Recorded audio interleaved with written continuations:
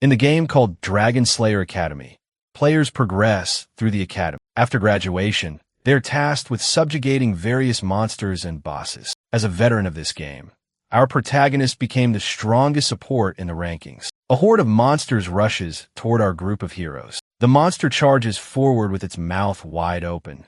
Then the hero Lee Sel positions himself to attack the crowd of enemies, and we are shown another heroine exterminating part of the horde. Right after that, we see a black knight facing a giant serpent, and he was preparing to attack. Without hesitating, he drives his sword into the giant serpent's skin, splitting it in two. The knight Ko-Yohan lands on the ground. After defeating the horde of monsters, the heroes gather in a ruined arena, with the protagonist thinking about what he loved most in the game. Going deeper into the tomb, he says that he found a magic stone. With the stone in hand, the protagonist reflects on the hero creation system. While offering a magic stone to an NPC, he thinks that with the hero creation system, he can develop a hero's story so that they become S-rank. The NPC then gently grafts the stone, which soon merges with her body, thus becoming a vampire queen, making her his 1000th character to become an S-rank adventurer back in real life. He yawns while reflecting on what he should do now. Taking off his headphones, he says there is nothing left to do. He reflects that he has already reached S-rank in every class, and maybe he should try creating other accounts to start over from scratch. Looking at the notification on his monitor screen, he reflects that a notification had arrived. He realizes, his eyes shining, that there is some very interesting news receiving a new mission. The protagonist states that he had never heard of such a mission before. Then he sees that the mission difficulty is EX rank, and that its objective is to prevent the destruction of the world. While thinking about the mission's new difficulty, he thinks that EX rank heroes might also exist, since the highest he had ever seen was S rank. Excited by the novelty, he frantically clicks his mouse, thinking that he would never miss this additional content in his life. And then the notification appears, informing him that the mission is finally about to begin. He is then teleported to a forest, and he reflects on whether this might be the forest inside the game. He recalls that it looked like the tutorial forest and wonders if he is really starting from zero. A status window appears, and he notices that all his stats are at 0. Then a notification about the reincarnation rewards appeared, informing him about the copy skill. He wonders what that is, and soon comes to the conclusion that it must be the perks of reincarnation. While he reflects on his new abilities, a pop-up appears. The pop-up shows the tutorial objective, saying that his goal is to survive for 10 minutes. However, he hears a thunderous sound coming from above him, which catches his attention. In the sky, 2 giant dragons fight each other violently without stop. Looking up, he is startled by the presence of the 2 dragons. Right after that, he starts running desperately, try to escape. But while he flees, he realizes that the dragon is preparing to launch an attack. He soon realizes that this would be the perfect moment to use his copy skill. As the battle between the furious beasts unfolds, our protagonist thinks that in order to copy the beast's abilities, he must observe the exact moment they are unleashed. Then an explosion happens in the forest because of the intense battle between the 2 dragons. Meanwhile, our protagonist carefully watches the dragon in order to use his copy skill. And then a notification is displayed, saying that he successfully copied an S-rank elemental skill. Looking at the dragon from behind a tree, he reflects that he did not expect to get an S-rank skill so soon. However, he reminds himself that without a greater amount of mana, he would not be able to use the newly acquired skill. He then notices that the direction of the wind had changed drastically and becomes alert. In front of him, the red dragon has gathered a large amount of fire in its mouth, preparing for an attack. At the same time, the blue dragon also prepared for an attack. Seeing the imminent attack, he realizes that both are going to use their strongest attacks. Knowing the danger, he starts running to get away from the impact area. Then the red dragon fired a breath of fire at its opponent. But as a consequence, the blue dragon also unleashes its electric breath. Running desperately, the protagonist tries to escape the explosion coming right behind him. Soon the notification informs him that he completed the first tutorial. And the second phase of the tutorial is promptly presented to the protagonist, saying that he must board the train to the academy, changing the scene to a train station. Inside the cabin, a young man says there are no seats and asks to sit with a girl who is seated there. Seeing that she does not react, he asks if she is sleeping on the table. At that moment, the protagonist abruptly enters the room, asking if there was an empty seat. Turning around, the other young man says there is a spot, but that the girl was not answering it. Waking up suddenly, the girl lifts her head and looks at the two young men. Pointing to the empty seat, he asks if he can sit next to her, and she agrees. Sitting down, he introduces himself as Kim Ho, while she says she is Seo Yin. After that, Yane invited the other boy to sit down, and he thanked her and introduced himself as Hyun. Very grateful, Hyun promises to return the favor. While the protagonist asks why he was in response, he said he had been observing the dragons for a long time, which makes our protagonist remember the dragons from his tutorial. As the train begins to move, the journey toward the academy finally starts. At that moment, he thinks that he didn't know the two new classmates, and while observing the people in the train cars, he realizes he doesn't recognize any of the students or staff. Because of that, he understands that he needs to stay alert to all future changes in the story's events. Then he notices that the girl beside him is staring at him. It is revealed that Seo Yane possessed eyes capable of analyzing all the attributes of the people around her. When analyzing Hyun, her status window showed only attributes she considered ordinary. But when she looks at Kim Ho, she sees a status full of question marks, making her think he is special. But noticing the girl's fixed stare, he turns and asks, "Why are you looking at me like that?" Deep in thought, the girl remembers advice her mother had given her about being kind to people. Having an idea,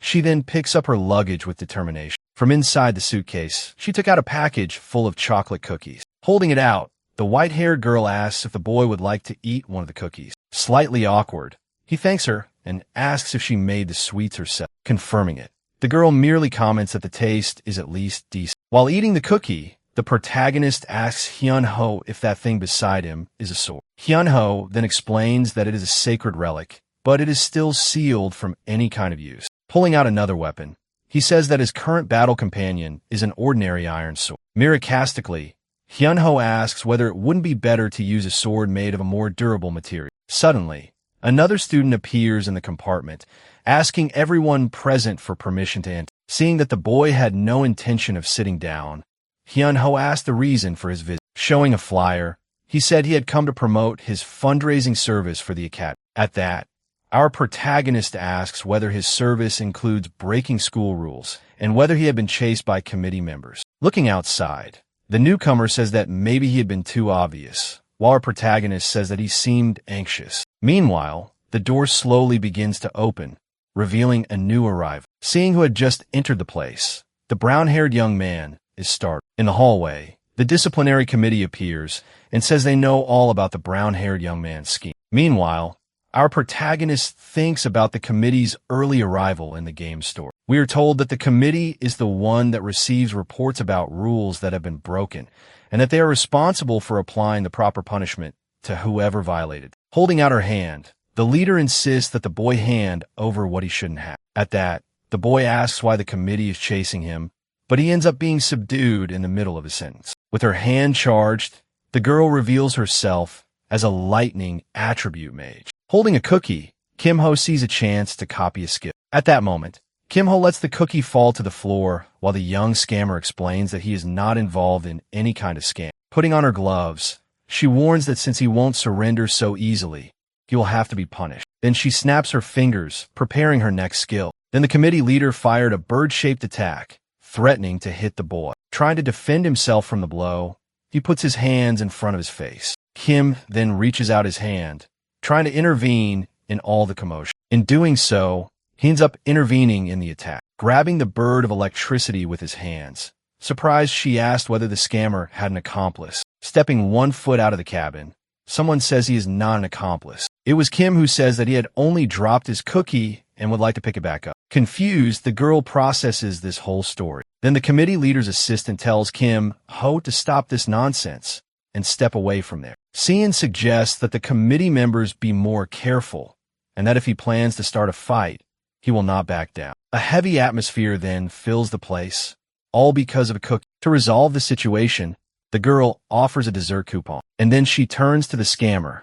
preparing to apply his punishment. Meanwhile, Kim Ho reflects that his newly acquired skill will be very useful in his hands. Holding a wig, She explains that the boy stole it from a staff member. As she leaves, the committee leader advises him to stay away from Shin. Soon the entire committee group leaves that train car. Sien asks if those students are from the disciplinary committee, and Shin confirms it, saying that they are the academy's elite. Then Sien introduces the leader as the granddaughter of the Lord of Thunder from the Song family. And then he introduces all the members of the disciplinary committee, all of them being from important families. Waving, he says goodbye and leaves. When asked why he threw the cookie, the MC replies that he was just curious about the mage. Then he asks what the boy knew about the mage's abilities, leaving him thoughtful. The boy comments that from what he had seen, the mage was focusing more on control than damage. He says he was half right, and imitating the mage's magic, comments that the skill was called hummingbird because it resembled a bird's flight,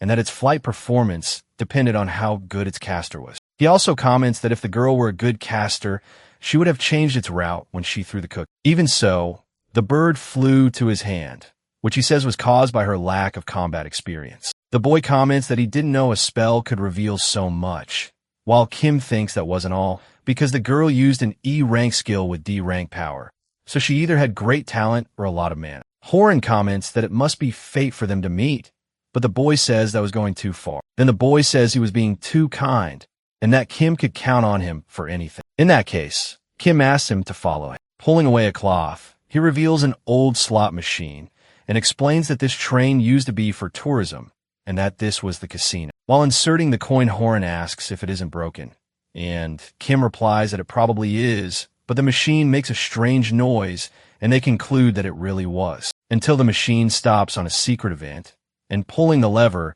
Kim thinks that this was a mandatory choice. Then a bottle drops out of the machine. Frustrated, he thinks he wasn't expecting it. At that moment, the boy asks why Kim came along, and he explains that it was because it was against the rules. So Hyun asks if he was there just as a guard, which the boy confirms. Then Han So-min appears there with an absurd aura, asking what they were doing there. The protagonist asks if Hyun could buy him some time, which the boy confirms, and the girl comments that helping someone who was breaking the rules would also bring punishment to Hyun. In this case, Hyun declares that he would take responsibility. Raising his sword, he comments that he had heard she was trained by the Empress and asks for a duel. Advancing on the boy with her sword, she says that was fine. The swords collide, and with some difficulty, Hyun reflects, making the girl step back. She imbues her sword with magic, then charges at the boy, their swords clashing against each other. At that moment, Kim extends his hand toward Hyun, deciding to use his skill to amplify his power. With his power increased,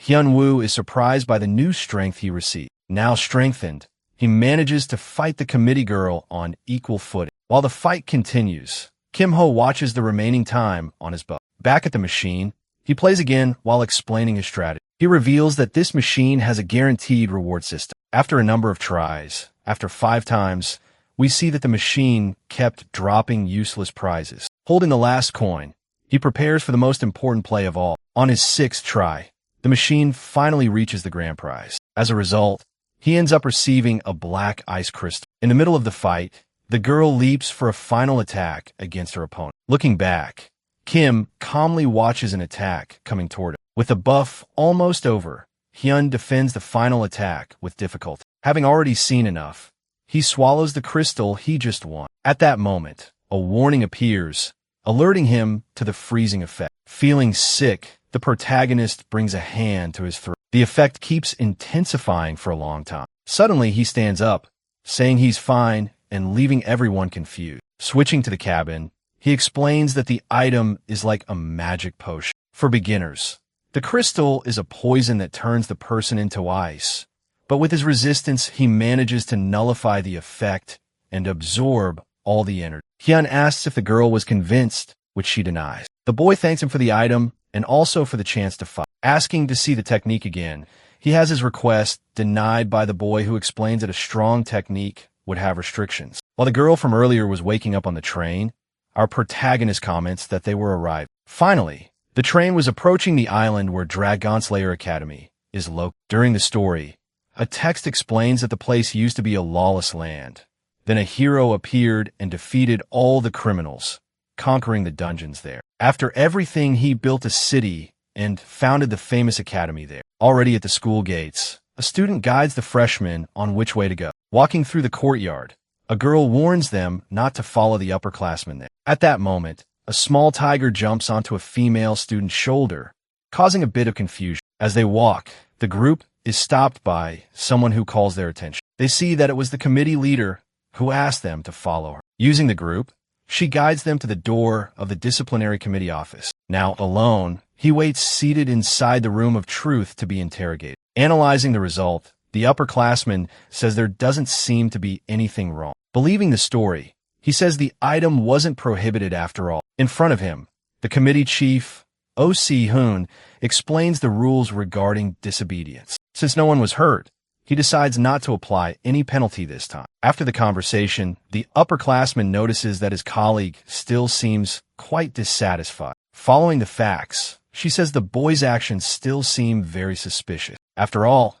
he had taken something that would probably kill him without a second thought. Angrily, she suggests using a magnifying glass to investigate the abilities he has. Questioning the idea, the chief asks what they would do if they found nothing. Without an answer, she bows and apologizes for her rash behavior. Advising the girl, he tells her to hurry up and go to the ceremony. At the venue, Kim finds his friends and thanks them for saving him spot. The third part of the tutorial is completed, and the protagonist thinks he had recovered the money he used on the machine. On stage, a man in casual clothes appears to begin his welcome speech. Seeing him, one of the students comments that he doesn't seem like someone very important. However, the principal is a retired hero with immense power. Commenting on the principal, a student says that was already the fifth rejection. On stage, the principal clears his throat and begins welcoming the freshmen. Explaining the academy's purpose, he says the place trains dragon slayers, and he says the founder insisted on the word slave for a special reason.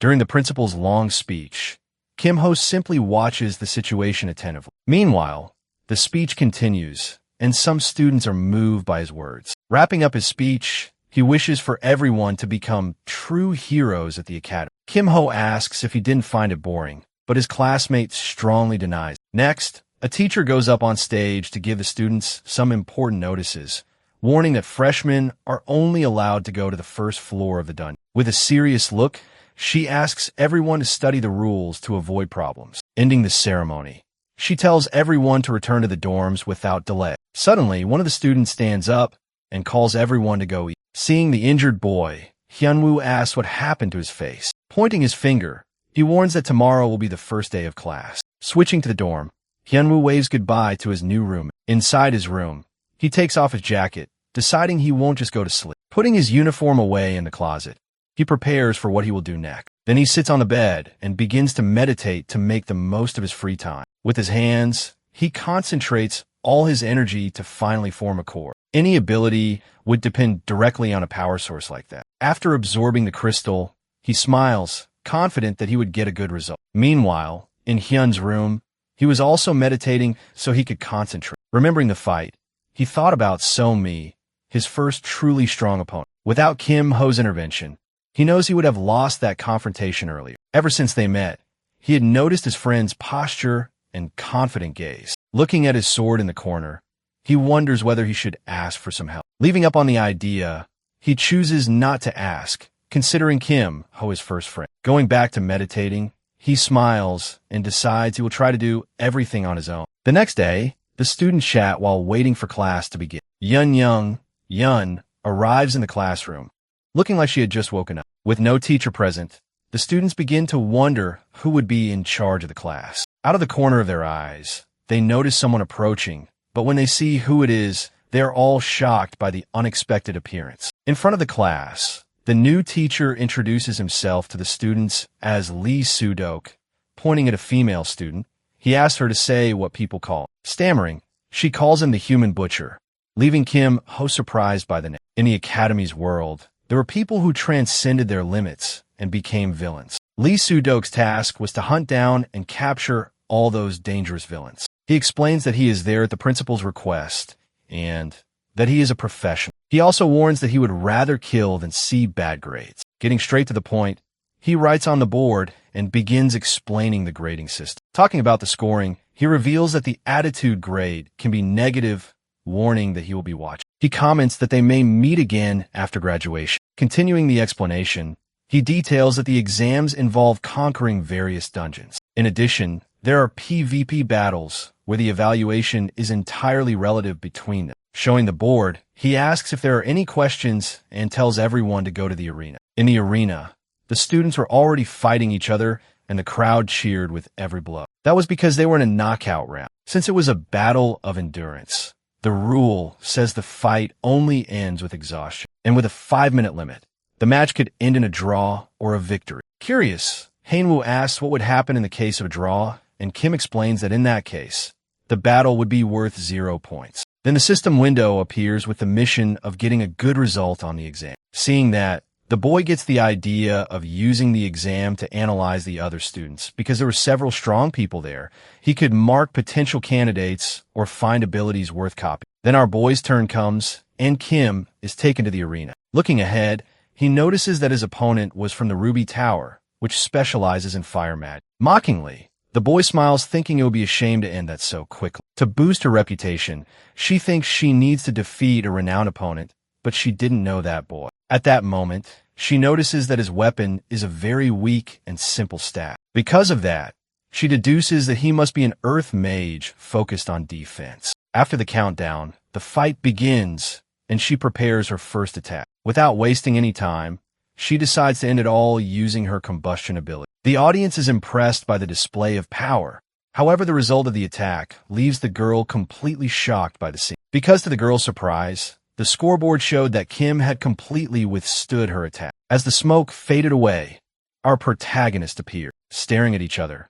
The scoreboard shows that both of them still have their health intact. Worried, the girl wonders if Kim had used something to resist her magic. Casting another spell, she decides that in this case, she would use something different. Our boy looks down, noticing a magic circle beneath his feet. Because of his confidence, the girl from Ruby Tower cannot understand her opponent's attitude and wonders why Kim is standing still. The girl then grits her teeth, saying that in that case they would see if he could withstand that. On the other hand, the boy merely stares at her. Then a pillar of fire appears on the spot. Some people commented that it was to be expected from someone from Ruby Tower. After the attack, the girl is exhausted. When the smoke clears, she can see that the boy is still unharmed. Then casting a lightning spell, which quickly heads toward the girl who is in shock. She barely manages to dodge. However, the bird changes course, hitting her. As the girl falls to the ground, the paralysis effect is applied, and Kim comments that the battle had come to an end. He also advises her to save her techniques for the next rounds. Still paralyzed,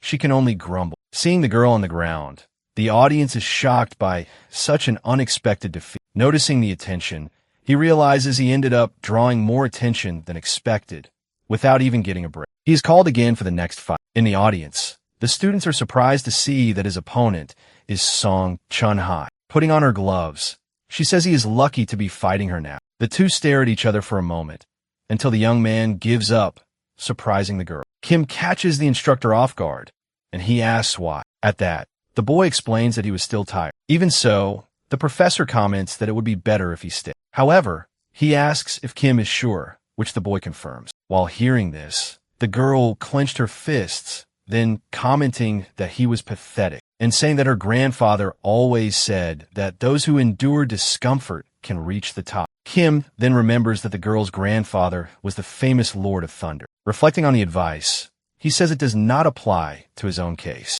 With disdain, he leaves the place, telling her to consider that a victory. Turning her back, the girl comments that she regretted expecting anything from it. Remembering something, our protagonist calls out to the girl, and while being teleported reminds her that she owed him a coupon. Hearing that, the girl gritted her teeth. Being called to fight, she finds her opponent, a boy from Topaz Tower. Seeing the aura around the girl, the boy is startled, and as soon as the fight begins, the girl fires a lightning bolt at the boy. The very next second, all we can see is her opponent lying on the ground. During the scene, Shine and Kim comment that it was a disaster. In that case, Shine says that the boy had done the right thing by giving up. At that moment, the woman looks in Kim's direction, irritable. Looking to the side, Shine asks if the boy had seen that look. Smiling faintly, our protagonist thinks that this was great for his plans. Around the stands, other students begin saying that Kim's victory was just luck. Having gotten the evaluation he wanted, he simply smiles at the result of his plan. Next, The narrator announces that the next fight would be CO Yun's. Seeing that the girl was a gunner, Shin says it was unexpected, and Kim comments that he did not know either. In the arena, Chun-Hai was getting ready for the fight. Smiling, our protagonist comments that they would have to wait and see, and Shin says it would be hard for her to lose. In that case, Kim asks if he would like to bet 5 silver. Smiling, the boy says it was a deal. In the arena, the two stared at each other, and when the fight begins, Yun fires at the girl, who in turn simply raises her arm, thus stopping the wind bullets with her electric magic. She is surprised by the block, but Kim already knew that could happen. Casting her magic, she summons giant birds to attack her opponent. The shooter manages to dodge the birds, avoiding being hit by them. Dodging brilliantly, she prepares to counter the enemy's attack. With a movement of her hands, the mage redirects the bird's path, making them graze the shooter, thus paralyzing Yun. Watching the scene, the student comments that the fight would end with the next attack. From afar, the mage positions herself to secure victory in that direct confrontation. Then the shooter pulls a grenade from her pockets and throws it at the mage. With the item spun, spreading smoke across the field, Kim is surprised, and Shin comments that it was a great strategy. With her vision blocked, Hai tries to get her bearings in the middle of the smoke. When something moves quickly, hitting her from behind, the girl is barely saved by a barrier. Noticing Yun's approach, the mage thinks that things were getting dangerous. Seeing the cloak the shooter was wearing, Shin comments that she must be rich. Meanwhile, Yun impositioned herself in the middle of the field, firing a shot beside Hai's face. The battle remained even, with 2 minutes left. After the shot, Yun quickly disappears into the smoke. Looking around, Hai thinks she wouldn't be able to keep up that pace. At that moment, the sniper appears, sliding in behind her. A shot is stopped near the back of her neck, while she realizes she would need to predict the bullet's trajectory. Another bullet collided with the barrier, and Hai quickly advances toward the source of the shot. Using electric magic on the ground, she forces the sniper to jump. With a slight smile, the mage points and says she found her. At that moment, a bird approaches Yun's face, paralyzing the girl where she stands. The timer reached 0, and we see Yun on the ground.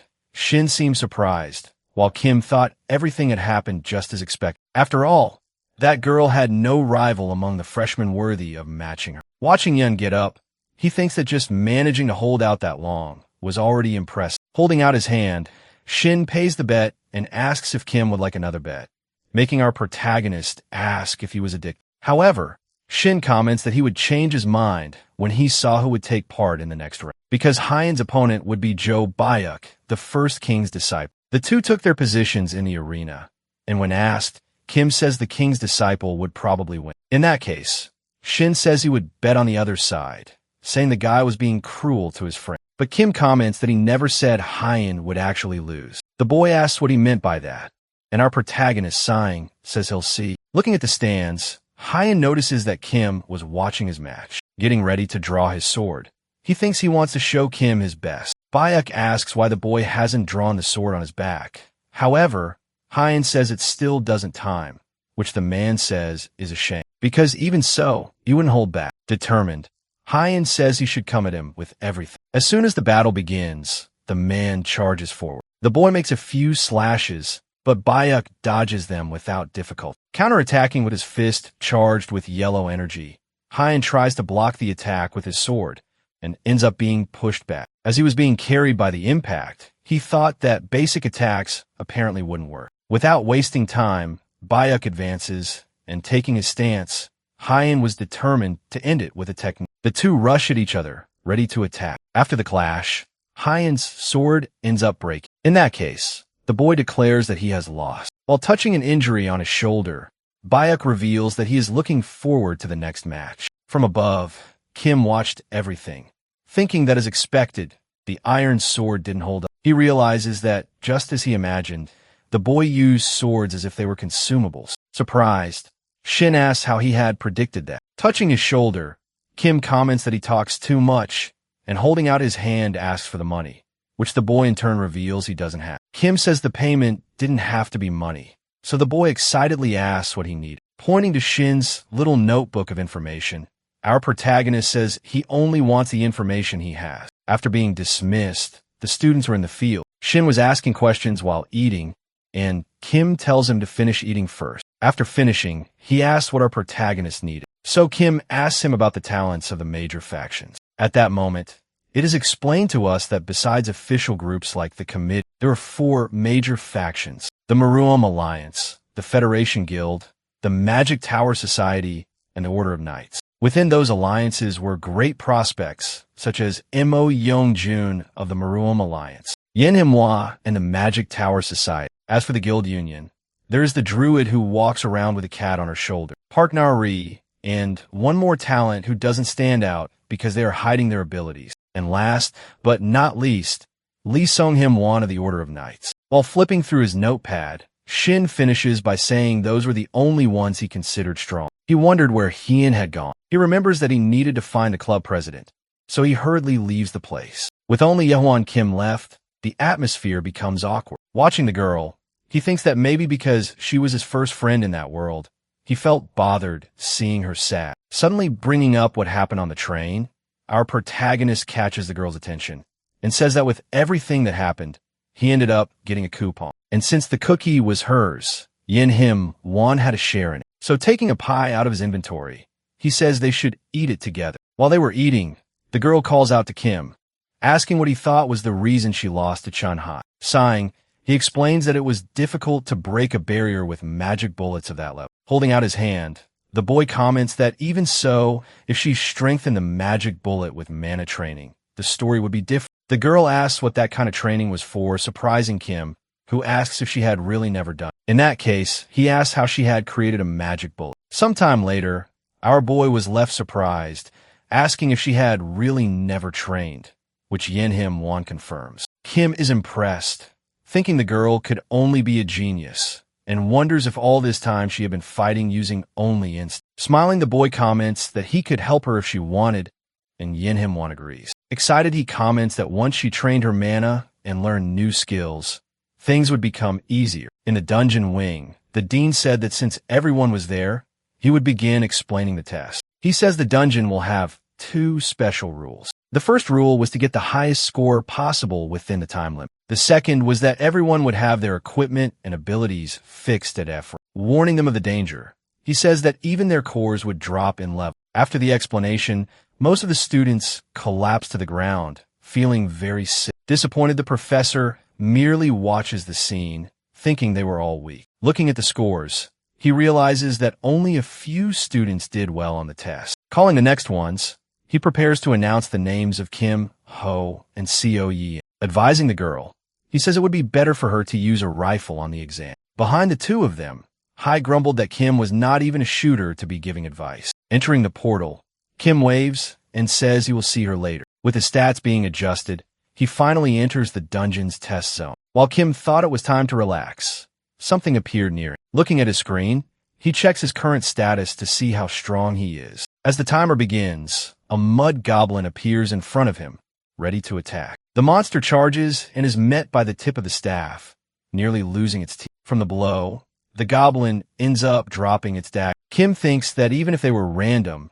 there were some fixed appearance patterns. Noticing a pattern, he grabs the goblin's dagger and throws it at a goblin that was appearing nearby. The dagger ends up hitting the monster right in the eye. Seeing the fallen orc's axe, he says he does not need his staff. With the new weapons, he comments that he can borrow them from the monsters he defeats. Faced with more monsters, he gets ready to start earning points for real. After that, several screams could be heard in the forest. Seeing 2 more trolls appear, he stops and decides not to save his recording. Deleting the replay, he knows the recording could cause some misunderstandings later. Seeing that he had gotten 683 points in just 3 minutes, Kim realizes he had overdone, and he thinks that since he had already gotten enough for the mission, getting more would only draw unnecessary attention. So he leaves the portal and at the same time spots Yellen, who was coming out of the dungeon shake. When asked how the dungeon was, the girl says it was hell. From afar, the professor comments that he did not even last 10 minutes in the test. Disdaining his determination,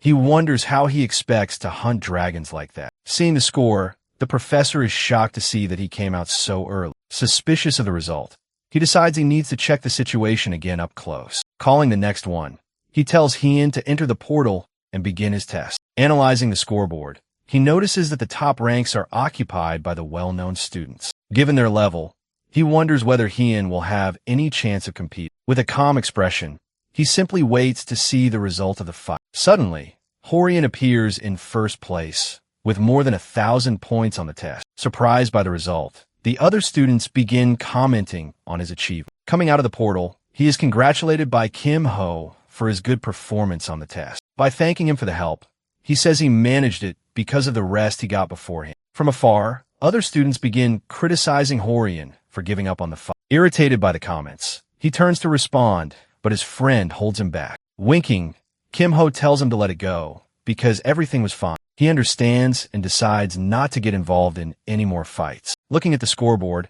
he asks if the exam is already over, but Kim Ho says no. Then, seeing a portal, Kim realizes that the last participant still had not come out. Inside the dungeon, the mage fights against a horde of goblins to score points. Suddenly, she turns around, sensing a strange presence right behind her. Realizing her power had dropped, she notices the monsters had become a little slower. At that moment, she remembers the advice Kim Ho gave her earlier. Clenching her fist, she realizes she needs to focus her mana to strike hard. Using the enchantment, she lands a powerful blow, defeating the goblin in front of her. Upon leaving the portal, she shows her score and joins the group again. Seeing that she ranked ahead of them, she feels embarrassed because she did not score that many points. With the exams over, the professor announces that the results will come out tomorrow. Dismissing everyone, he bends down to pick something up from the floor. Going to another room, the professor enters the academy director's office. Reaching the desk, he asks to see the students' dungeon replay. Not caring about the reason, he insists that they show him the recording immediately. Seeing that nothing is saved, the staff member says viewing it is impossible. Then he asks to see the entry log so he can confirm something. Analyzing the data, he realizes the boy deliberately deleted his recording. Looking at the records, the professor realizes the boy hid his true abilities. The academy did not have only allies, but also many enemies infiltrated nearby. If one of them had infiltrated it, he needed to take action very quickly. When asked about the director, he refuses, saying he will not give any information about it. Deciding to observe more, he does not want the boy to hide himself even further. Looking at the screen, he decides he will keep an eye on the student for a while longer. With a serious look, Kim seems to sense that someone is watching him. In the cafeteria, the group gathers so they can talk a little more at ease. Sleepy, the girl says she's going to sleep, but the boys keep talking, asking to see the catalog. He picks up a glass and gets ready to explain. Showing his ID, he comments that they now have a new point system. Kim explains that it was a currency used within the academy, and that they were earned in dungeons. Dropping a leaflet onto the table, Kim asks if he hadn't seen the replay message, making the boy remember that he had accepted. Then with an orb in hand, our protagonist says that Hyun could buy anyone's replay with those credits. During the recording, Hyun is impressed, and Kim confirms that it really was Summon's dungeon replay. The protagonist comments that since Hyun earned a lot of points, he should be selling a lot too, which the boy finds out is true. Thinking for a moment, the boy realizes that having his replay sold wasn't very good, and Kim agrees, since they could discover his weaknesses. Warning him of the danger, he says that his weak core could be exposed soon. Smiling, he comments that despite the risk, the points were worth it in the end, because there were special training rooms to strengthen internal energy. Surprised, his friend stands up, shocked to learn that a place like that exists. Sitting down, he deduces that points would be needed to use the room, which Kim confirms, saying it was 500 points for 6 hours. Hyun thinks that if it were once a day, and Kim adds that he wouldn't be able to spend them all even if he tried. Then the boy asks if there wasn't another way, and Kim with a smile reveals that there was a season pass. However, he says that to get the pass, he would need to be the best in his club. In other words, take Moyoung Jun's position. Hearing that, Hee-kyun was already giving up, and seeing the difficulty, Kim offers to get the pass in exchange for a favor. With a smile, he asks his friend to enter a dungeon with him. With a trembling hand, he warns that the dungeon is dangerous and could risk their lives. Looking at Kim Ho, he says that he can't refuse a path to becoming strong. Thumping his chest, he accepts his friend's proposal. In that case, Kim says he could get the pass in 2 weeks. In a workshop, our boy was asking if anyone was there. With his back turned, the owner of the place asked who the boy was. Awkwardly, Kim explains that he was interested in the magic engineering club, in which case the man tells him to go to workshop 1. The boy insists, irritating the engineer, who impatiently tells the boy to look around and leave already. Thanking him, Kim-ho winks and says he'll take a quiet look around. Watching the man work, the protagonist notices that it was a rank B skill. Extending his hand, he uses copy, thus copying the magic engineering technique. Moving on to the next objective, he thinks that it should be somewhere around there. With a smile, Kim says he found it. Turning around, he says he found something interesting. Looking at the design, the boy says it's useless because no one can make it. With a reagent in hand, he offers to trade it for the cube blueprint. Seeing the item, the man thinks it wasn't that amazing, but when it came to magic engineering, you could never have enough. Taking the item, the engineer says he would accept. However, the boy couldn't tell anyone. Leaving the room, Kim watched the engineer celebrate getting rid of something he thought was trash. Looking at the blueprint, a mission appears, revealing that item's potential. Even with the mission, he considers that completing the task would be a lot of work. Even so, the final reward was the Cube of Life, an S-rank item. The boy enters a room that emanated a bluish aura. Entering the mana training room, Kim thinks that for someone who created heroes, he knew how to do this without missions. Using his skill, he amplifies the rank with his Magitech to S rank. Like a magic cube, the boy moved the pieces patiently. Little by little, time was running out, and Kim thought that at this pace it would take 3 days. Time runs out, and he comments that just as he expected, 1 minute was far too little. Since he wouldn't be able to manipulate the cube with his engineering level reduced, he decides to refine his core through meditation. With the cooldown reset, the boy opens his eyes, ready to manipulate the cube again. He then uses amplification, raising the rank of his engineering skill to S. As he moved the pieces, Kim thought that he needed to finish that before Friday, because a certain event would happen. Noticing that dawn had already broken, he comments that it was time to go. Upon arriving in the room, Kim comments that his friend had arrived early, and the girl reveals that she woke up early. Suddenly, the girl touches him, getting his attention, thus offering cookies, which leaves the boy excited. Finding a cookie that looked like a dinosaur, Kim comments that it was incredible. At that moment, Hyun arrives at the place, and Kim asks him how it went in the training room. Excited, the boy replies that he felt his strength grow quickly, and that currently he could break a wall with his fists. In that case, Kim comments that he would get the pass as quickly as possible. That's when the teacher enters the room, asking everyone to sit down. Making an announcement, the teacher says that from that day on, the battles would be held in the arena, and that the time limit had been extended to 10 minutes. Looking like a dead fish, the teacher also reveals that everyone in the first year needed to complete 3 battles,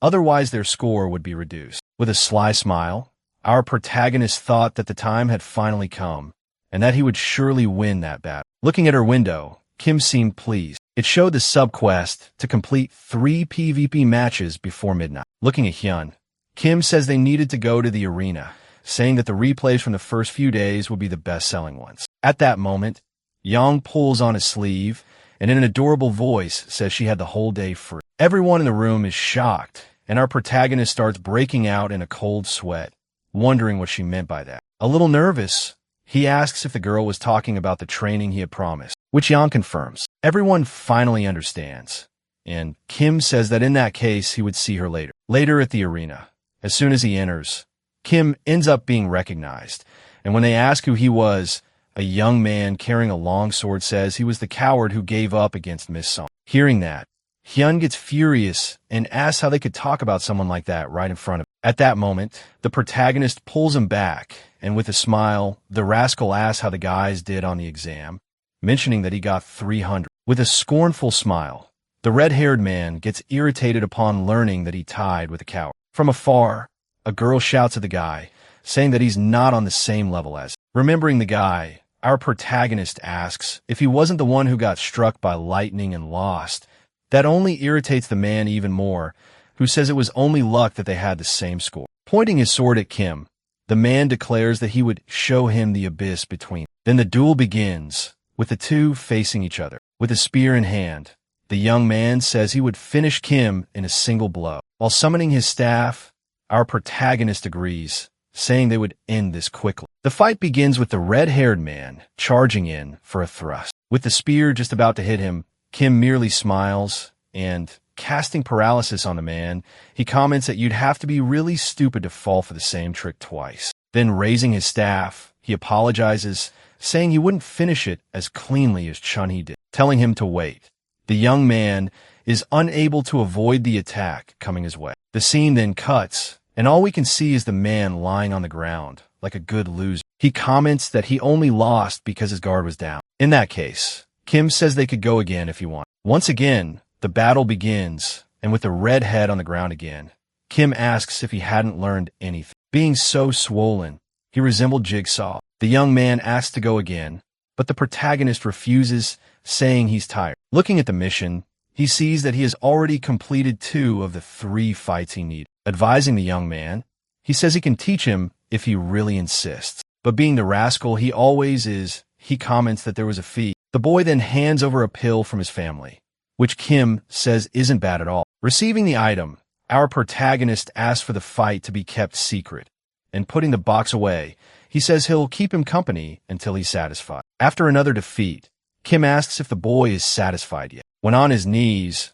the young man apologizes for his rudeness and for how he acted early. Admitting his mistake, he says he misjudged him and that he isn't a coward. Turning his back, Kim Ho says he should keep treating him like a coward. Without asking for details, the young man comments that he can't be the only one to be fooled. Meeting up with his friend, he asks how Hyun's fight went. Excited, he says he's going to his 3rd fight before leaving. Sitting across from each other, they prepare for the intensive course. Kim says they should start with a magic bullet, and is impressed when he sees Yekin's skill. Then he says he would teach her about mana distribution in her bullets. In another fight, the girl gets ready to shoot at her next opponent. Using the environment, her opponent hides to try a surprise ambush. But with her sharp eye, Yekin notices the flow of mana, thus finding it. Even so, the boy remains confident, thinking the shooter wouldn't be able to pierce his barrier. At that moment, a shot grazes past, cutting his face. He is shocked to realize that the shot went through. With a smile,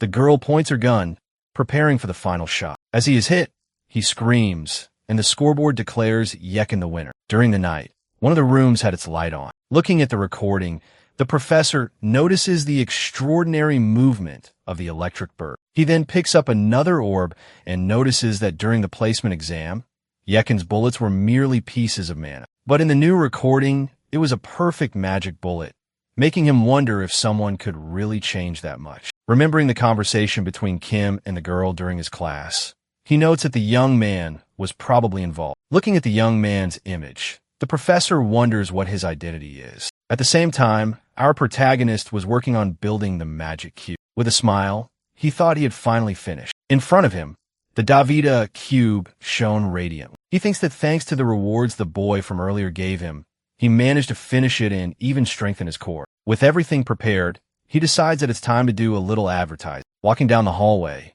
he comes across the Druid Park Nari, a promising member of the guild union. He mentally apologizes, saying he needed her help. Opening the box, he thinks that animals are sensitive to life energy. The very next second, the tiger jumps into the box. As she approaches, the girl apologizes while telling her pet to come back to her. The girl seems to have noticed something, and Kim thinks that, just as expected, she had sensed the life energy. Like a good actor, our boy asks her to hurry up and take the tiger away. Smiling, Nari asks if he was from class 3, which Kim confirms. A little nervous, she apologizes again as she leaves. In the classroom, the teacher announces that they're going to collide. Looking at the clock, he anxiously waits for class to end and for lunch. With 30 seconds left, the teacher says she'll end the class there. When time runs out, one of the students stretches but notices something strange because an orb had appeared right in front of everyone. Suddenly, the orb expands and the students begin screaming in despair. Not understanding anything,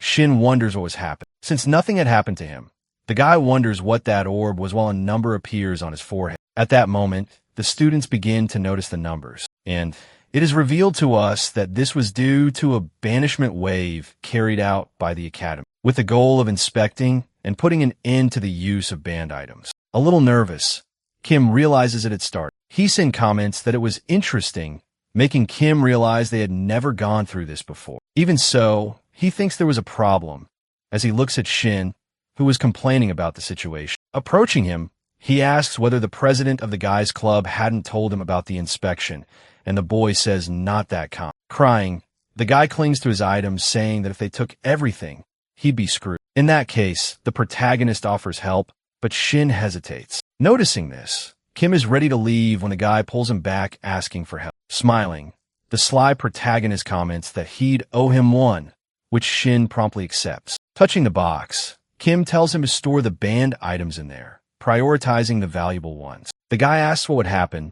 but Kim says they don't have time for that. At that moment, he hears footsteps and hurries Shin along. Shouting like thunder, Hai arrives in the classroom, accompanied by the council, ordering everyone to stay still. Following the two under the table, the girl asks what they were doing. Standing up, Kim replies that they were resting, and Hai just smiles, knowing they were up to something. Trying to cover for the boy, he confirms it, and the woman tells them to give up already because nothing would get past the orb unnoticed. After holding on for a while, Hai notices that nothing had reacted. Commenting that nothing had happened, Kim asks if he can return to his seat, and the girl allows. Sitting down, he thinks that this was exactly why he wanted to finish before Friday, because an item that could avoid the banishment wave was very valuable. As they left the classroom, Shin thanked our protagonist for getting him out of that problem. Blinking, Kim reminds him of his bet, and Shin comments that he would never run from a debt. So, the protagonist says they should go to the club room to unlock the items, which the guy agrees to.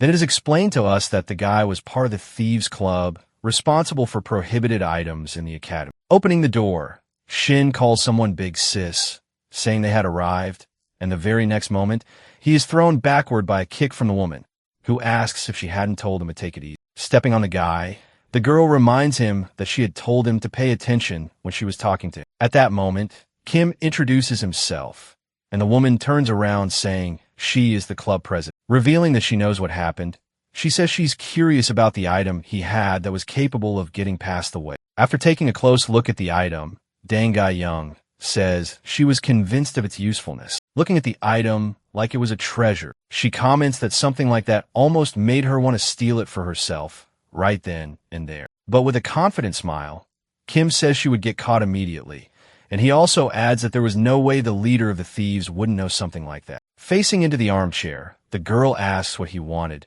making the protagonist say that she was as sharp as ever. Gai Young says they were broke, as he could see, so they didn't have much to offer. At that moment, Kim reveals that for what he wanted, she would be more than capable of handling it, making the girl ask what it was. With a mischievous smile, our boy says he wants her to take him to the temporary warehouse. Unable to believe what she had just heard, the girl asks if he was crazy. Then we find out that the temporary warehouse was where confiscated items were kept to be analyzed, and that almost no one knew it existed. Kim says he thought the girl was going to that place the next day, making Gai Young ask if the disciplinary committee had sent him there. Our boy denies it, saying he just had something he needed in that place. The woman thanks him for the help, but says that after all the work they had done, they couldn't just let him in and take the reward. At that moment, Kim reminds them that the place was guarded by the committee and that it would be difficult to get in and escape after the job.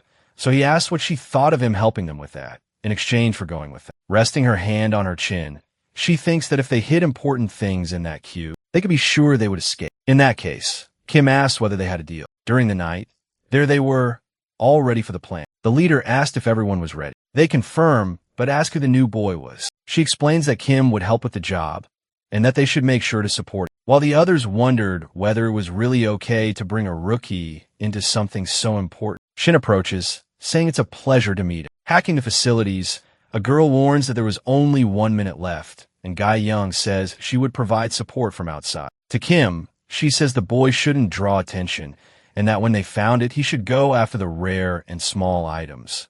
With that, she begins the infiltration. Kim thinks about copying the silent steps, since he wouldn't need Magitech for a while with the cube ready. Then he extends his hand, thus copying the footsteps of a B-rank thief. Outside the place, a council member was humming butterflies flew around the area.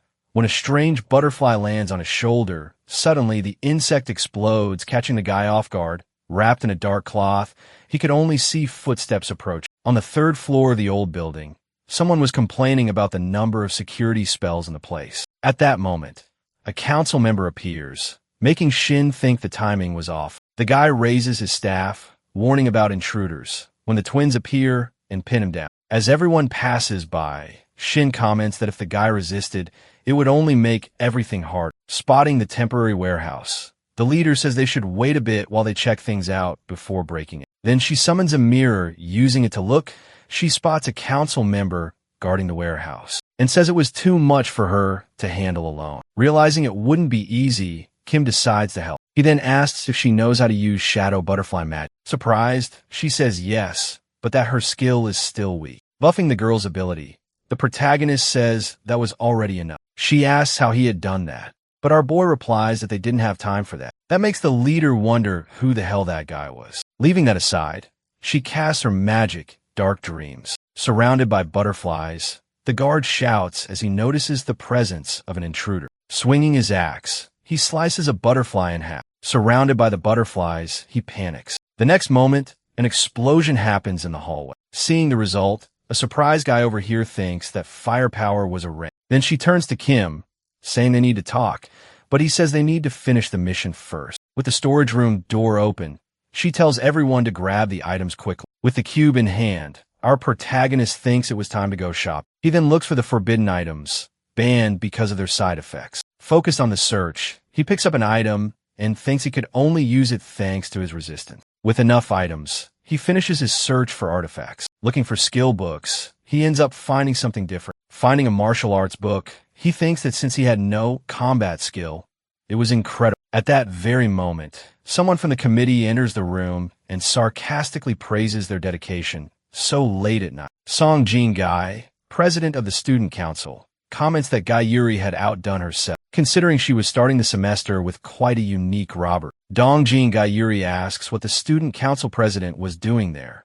Without paying attention, Song Jin-gai orders them to surrender and follow him. Knowing that delay is dangerous, she prepares to act against them. Then she shouts for her team to run away. Using her ability, she creates a shadow barrier to hide her group. When the magic ends, the two realize that everyone managed to escape from there. At that moment, Guo Sungji uses an orb to report the intruder's escape. Far from there, Kim was running through the hallways of the place. When he realizes it, something is about to hit him, and he barely dodges. At the end of the hallway, Sungji appears, praising and surprising the boy. With green glitter coming out of his amulet, the man comments that although he recognized most of them, he had never seen the boy before. Noticing that Kim was silent, Sung asks if he would even hide his voice. Summoning stone spikes, he comments that if that was the case, it seems surrender was not an option for the boy. At that moment, Kim uses his hummingbird. This surprises the man, who says that in any case it wouldn't change anything, as he summons cannons. Kim's bird cuts through the hallway, deflecting the bullet's trajectory. While being hit by the hummingbird, Sung is impressed by the control and thinks that without defensive spells, he'd be done for. As Kim passes by him, the man comments that it was incredible for a new student. Realizing something, the boy is startled because he was surrounded by cannons, and the man warned that he wouldn't give him another chance. Surrounded by a green aura, he said it was time to end this firing at the boy. Watching the attack, he calls him a very insolent and impudent boy. But suddenly he feels an intense heat, and he is surprised to see Kim, whose fists were covered in flames. While using a triple wall, the man realizes that whatever was on Kim's arm could only be forbidden magic. At that very moment, the flames on the boy's fists intensified, and in turn, he destroys all three walls with ease. Looking at his hand, our protagonist notices that skill was quite difficult to control. Since there were no serious injuries, Kim thinks the school wouldn't get involved, but the Emerald Tower and the committee definitely would, and that even if they didn't find anything, they would probably go after his identity. From another corridor, Kim hears someone approaching and decides he needs to get out of there quickly. As Kim disappeared into the shadows, Hai appeared accompanied by her colleague. In the committee's truth room, an irritated guy Young asked how long they were going to keep her there, telling them to just deduct points and let them go. The council president says his business there is finished and leaves the place. Handing over several sheets of paper, the head of the disciplinary committee remarks that if she cooperated, they would finish this quickly. Flipping through them, she asks what that was, while thinking that Kim had probably only carefully packed small and valuable items. Oh Si-hoon says she should know all about that, and revealing that he doesn't know how, explains that many items had gone missing. However, the girl denies everything. And tired of it, the young man says that if they keep denying it, everyone in her club will be held responsible. In that case, she tells him to just do it, and the young man sighs, revealing that he had expected that from her from the start. As she was leaving, the young man reminds her that the disciplinary action would begin the next day, and she says she is aware. Meeting up with her group, they ask if she is okay and about the punishment, and Guy Young replies that they would talk about it at the club. Counting the people, she asks where the missing member went. At that moment, Hai appears, calling her shameless, making the woman ask what was going on. Angry, she reveals that a club member used a forbidden ability, and that because of it, Sungji was in the infirmary. Surprised, Guy Young comments that the newbie must have great skills to do that. Changing scenes, someone knocks on the door, asking if Kim is okay. Now inside the room, Guy Young examines the young man's fist, and seeing that it was fine, asks if he hadn't used the infernal fist. Smiling, Kim comments that he wouldn't use it without a plan, and the woman agrees, saying she was sure he had handled it. Seeing the subject, she asks about the items, and our protagonist summons the box. Drooling at the sight of the items, the woman asks how they could be so beautiful. Dumping the items onto the table, Kim declares that this completed the deal, and just as he was about to leave, Guy Young asks him to wait, asking if he would like to join her club. Pointing at him with a sly little smile, she comments that she would take good care of him, making the boy ask if that was a recruitment offer. Saying that she had been watching him, Guy Young comments that the young man had all the traits of a thief, and Kim says that sounded more like an insult, and he says that in any case he would refuse the offer, leaving the girl irritated. At that moment, Kim asks if she wanted him because of the cube of life, and that if that was it he would sell it to her, surprising the girl. Continuing, he reveals that he needed 4 season passes to the special practice room, making the girl ask if he wasn't asking too much. Then he explains that the real power was in the core and not in the concealment ability, leaving Guy Young curious about what he meant. In that case, Kim says he would show the item description, but before that he needed a favor. So the woman asks what it was. The protagonist asks her to pass a message to the leader of the Magic Engineering Club that a freshman completed a 10 by 10 by 10 cube. Reaching an agreement, he shows the description, frightening Guy Young with such massive stats. With her hand on her chin, she finally understands the price, and Kim says that in that case he was leaving. Before he could leave, the girl calls out to him, saying that even without the cube her offer still stood, which surprises the young man, and with a smile she asks him to give it some serious thought. Sighing, he says he would think about it. A few days later, Kim asked if Ewan's weekend had been good, which she confirmed even though she looked like a zombie. Noticing how tired she seemed, he asked if she was sure. While 2 people approached, realizing he was being followed, the protagonist imagines those people were from the Emerald Tower or the Nature Club. The girl yawned, and Kim told her to go on ahead. Turning around, he says that something unexpected had come up and that he would catch up with her soon. Also noticing the followers, Ian agrees. Turning to the 2 of them, Kim asks why they were following him. Commenting that this sped things up, the man reveals that he is from the Emerald Tower and asks if that clarified the reason. His blue-haired companion explains more calmly that their leader wanted to see the boy and asks if he could come with them. Kim in turn says that he was not part of the Magic Tower and that if their leader wanted to see him, he should come to him. Putting on his gloves, the green-haired young man comments that some people only understand the message after taking a good hit. With an electric bird right in the young man's face,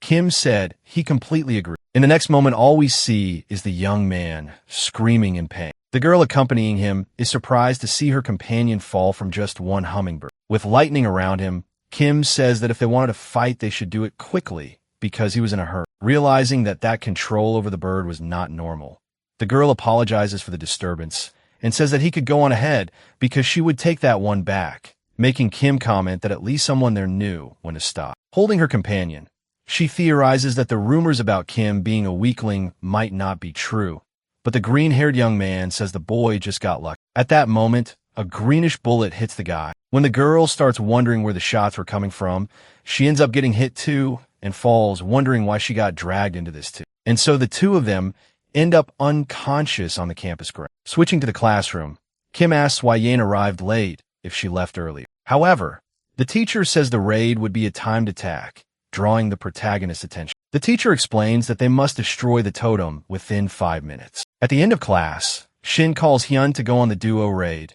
and the boy hesitates. Noticing that, Kim says the guy shouldn't worry about him, making Hyun finally accept. As he was being pulled by the arm, Kim thinks that in the end his partner had already been decided. Hyun, meanwhile, said that he should go with her. Elsewhere, the green-haired young man was being pressed against the wall by someone calling it humiliating. Irritated, a man says that the two siblings ruined his reputation together. He then questions how they lost to that academy's famous coward. With a gesture, he throws him to the floor, calling him a pathetic fool. Watching the scene, Ha-soo-yeon suggests that they meet the boy at least once. Agreeing with her, he says their prestige went down the drain. Asking that he will get revenge, he says he'll make the guy pay dearly. Crawling, the green-haired young man says he'll find a way to fix this, and the club leader questions whether he really thought he had the right to speak. Asking for another chance, the guy says that only happened because he had his guard down. Bak then warns that if he loses again, he'll be expelled from the tower, and asks if he really wants that chance. Confident,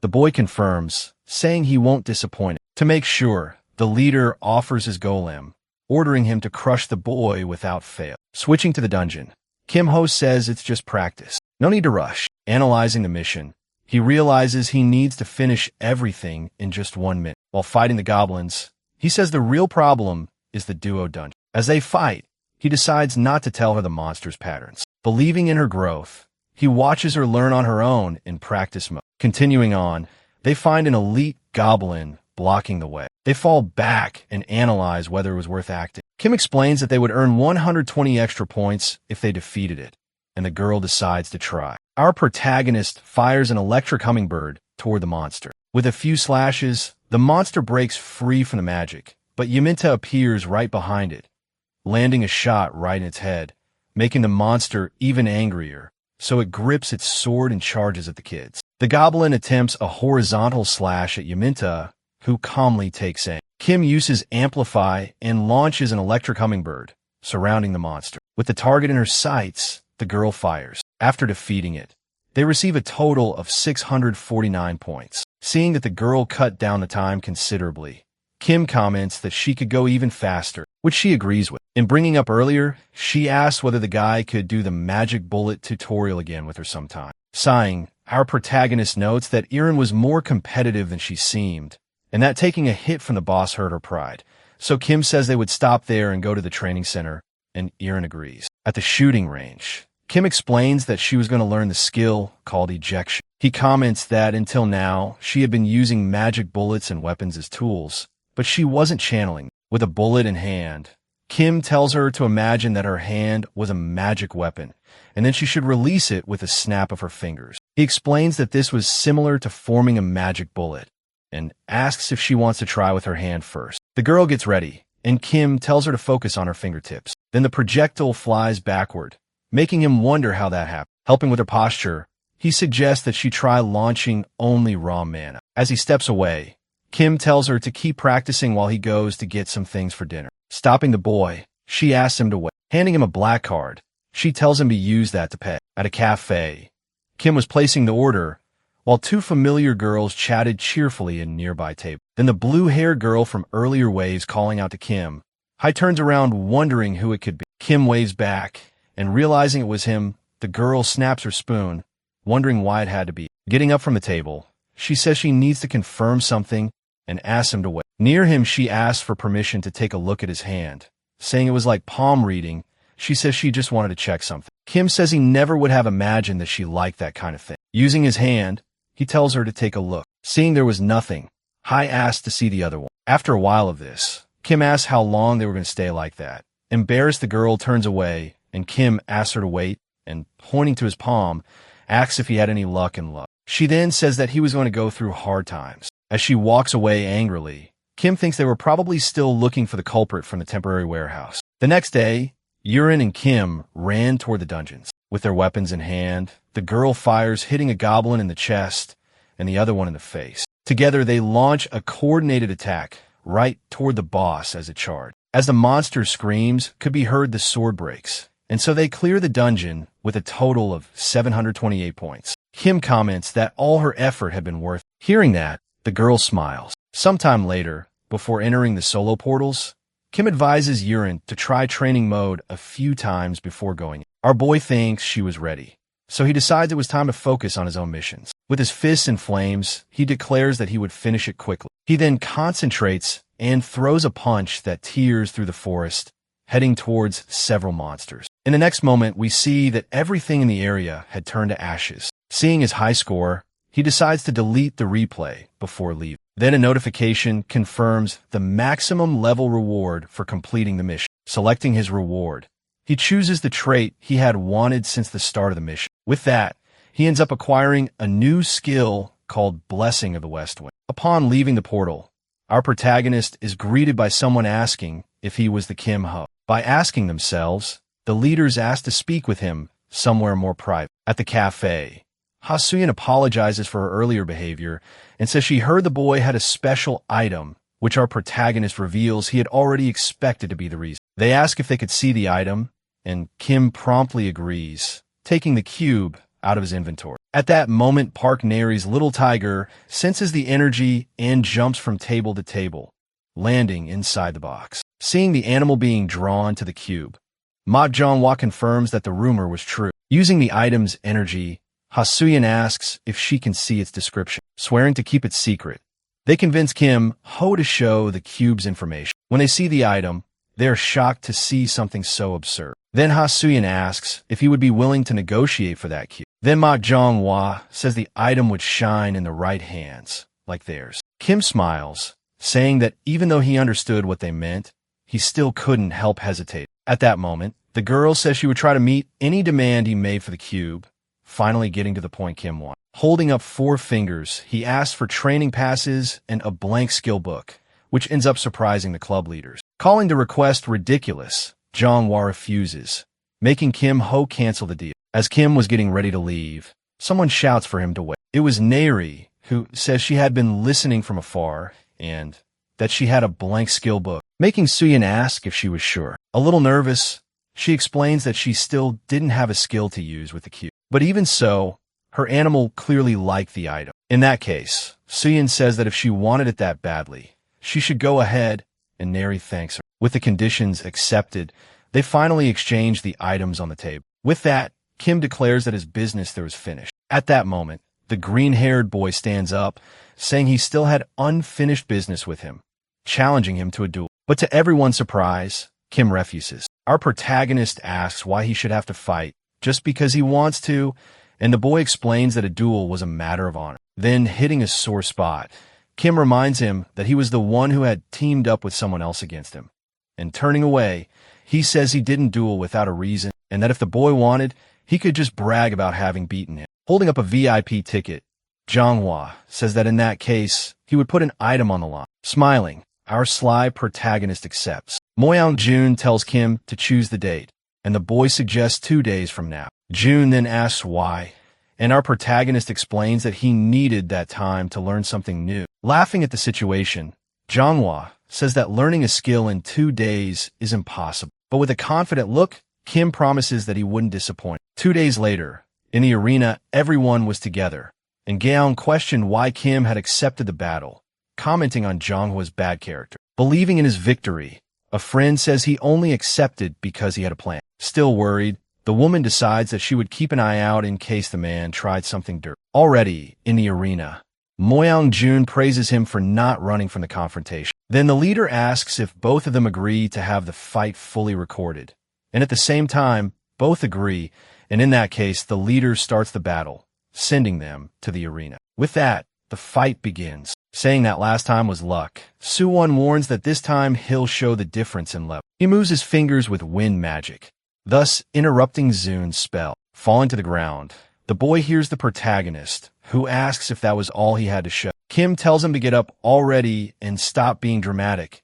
After all, it was just a dirt floor. Angry, Jun creates a rock, saying they'll see how long he stays relaxed. Then hurling the rock at the protagonist, who in turn easily dodges with his wind magic. Moving his fingers, Kim alters the spell's trajectory. With the stone heading toward him, Jun shouts, asking how that was possible. In the next moment, all we can see is Kim farming aura as he smashes the rock into the guy's face. Back on the ground again, the guy thinks he couldn't let everything in like that. Then getting back up, he thinks that even if he didn't want to use that, there was no other way. With both hands on the ground, Ju-won prepares a skill while saying he would see just how much Kim could handle, thus summoning a wooden golem. In the stands, Jae-yun called him shameless, questioning why a golem from a third-year student was there. The leader then says that crushing the golem wouldn't be a waste of time either. A worried Jae-yun wonders if they shouldn't stop that unfair fight right now. With Kim facing the golem, he questions how long the guy would remain unharmed against the monster. Even so, the guy seemed calm. Then we go back to 2 days earlier,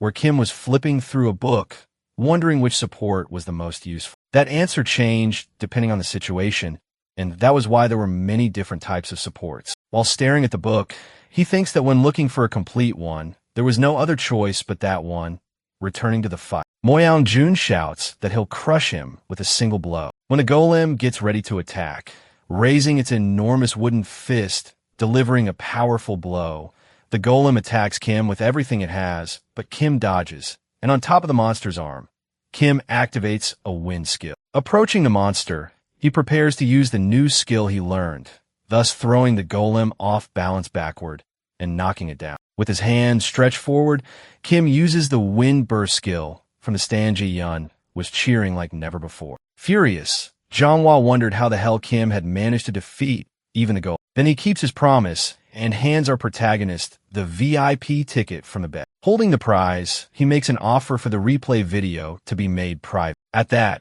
Janhwa understands the situation and asks what he wants in return. His condition is just a small favor to be collected from him in the future. After the deal, his group leaves while Kim stays behind. With this new skill, Kim notices that he now has an advantage for the upcoming battles. At that moment, his friends approach, congratulating him on the great victory in the arena, and the MC says it was a good time. Kim then hands Hae-yun the pass he had promised, and Hae-yun is surprised that he got it so quickly. Winking, he simply reminds him of the promise he made 2 weeks ago. Arriving suddenly, Jae-yun accuses him of making another deal behind their backs. Remembering something, he asks about the request he had made to her, and the woman says that the leader of the magic engineers said he would like to meet him, asking what he thought about that. The protagonist says that was great, and that he would go meet him right away. Upon arriving at workshop number 1, Kim is impressed and thinks the atmosphere is completely different from number 4. At that moment, someone approaches,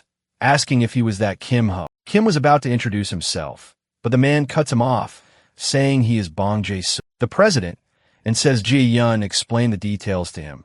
Then he invites him to the club room, so they can talk more comfortably. Inside, the president asks if he really completed the 10 by 10 cube. He explains that the cube project belongs to their club, but says he isn't interested in unnecessary trouble, and that all he wanted was to see the cube complete. Quickly, Kim explains that he no longer had the cube, so the man asks where it was. Hearing that he handed it over, the president says he's leaving, saying this is a waste of time. Before he leaves, Kim asks if the senior really thinks he came empty-handed. Completely shocked, he realizes those papers are the cube's blueprints. Looking over the papers, he notices that the middle part of the design is missing. Desperate, he asks if Kim has the rest, and the guy calmly confirms. Getting straight to the point, the man asks what he wanted, and Kim, crafty as always, says he wanted to use the equipment there. Agreeing to the proposal, the president hands over the copy and asks for the rest of the design. With that, he invites him to the club, but the protagonist politely declines the offer. Not giving up,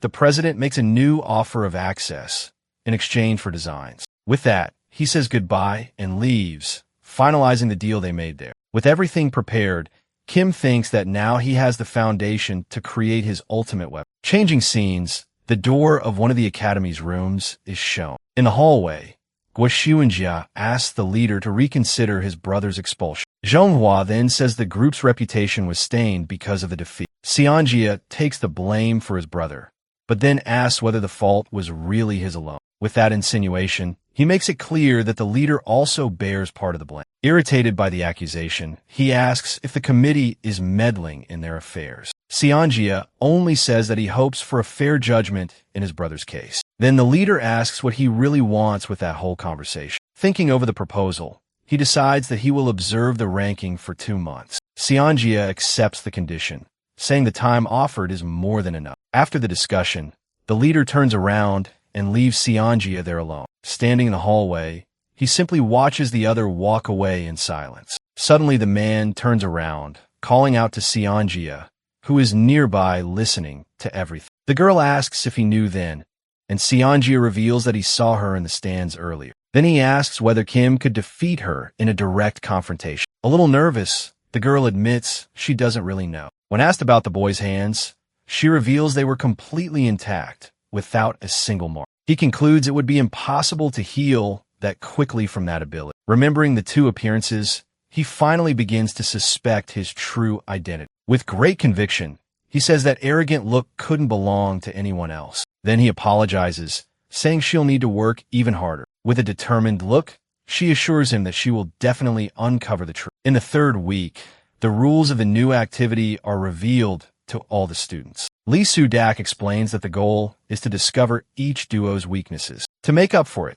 he announces that the academy will offer a mentoring program. Hyun asks whether Kim had signed up for the mentoring, which the boy confirms, and explains that it's a great chance to learn from the academy's upperclassmen. Following his advice, Hyun also decides to sign up for the program immediately. Then Kim asks whether Yun would also participate, but she says she's sleepy, worried about her.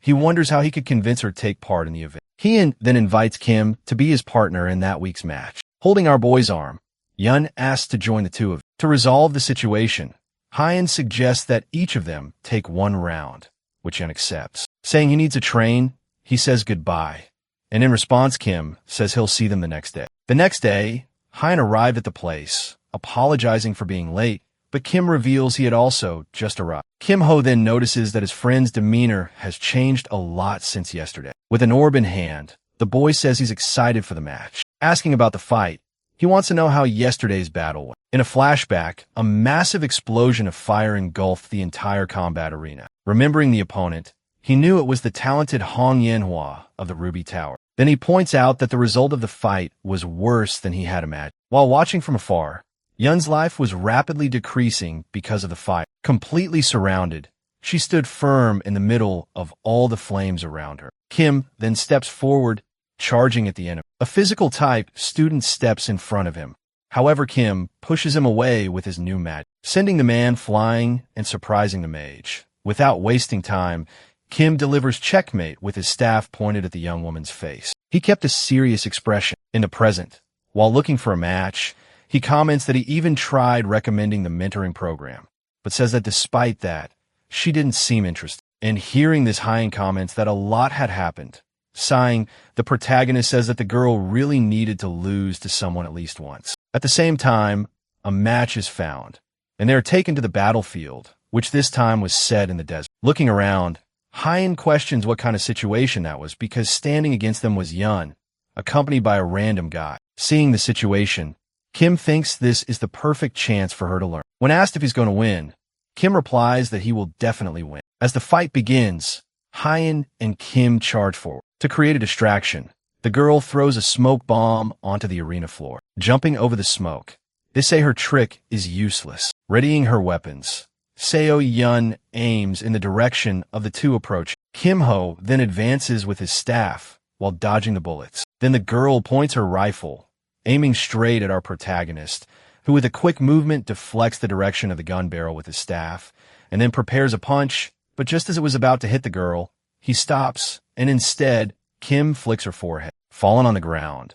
She hears him ask if she still wants to continue. With nothing else she can do, she gives up the fight and accepts defeat. After winning, he turns to watch the other fight that was still going on. At that moment, Kim remembers that Shin had mentioned there was another hidden promise in the Guild Alliance. Besides that, he notices something strange in the movement of the man's right hand. Then he shouts for the two of them to stop, and referring to the man, asks him to show the true strength he is hiding. Even so, the man denies everything and says he is fighting seriously. Then Kim says that if the replay bothered him, they could make it private to motivate him, and mentions the man's secret nickname, offering information as a prize for victory. Completely shocked, the opponent asks how he could possibly know that important secret. Kim in turn replies that, as he said before, you would only give that information if you want. With that, the man changes his stance, now wielding his sword in an exotic way. He says he will give the boy what he wants so badly. Seeing the change in his eyes,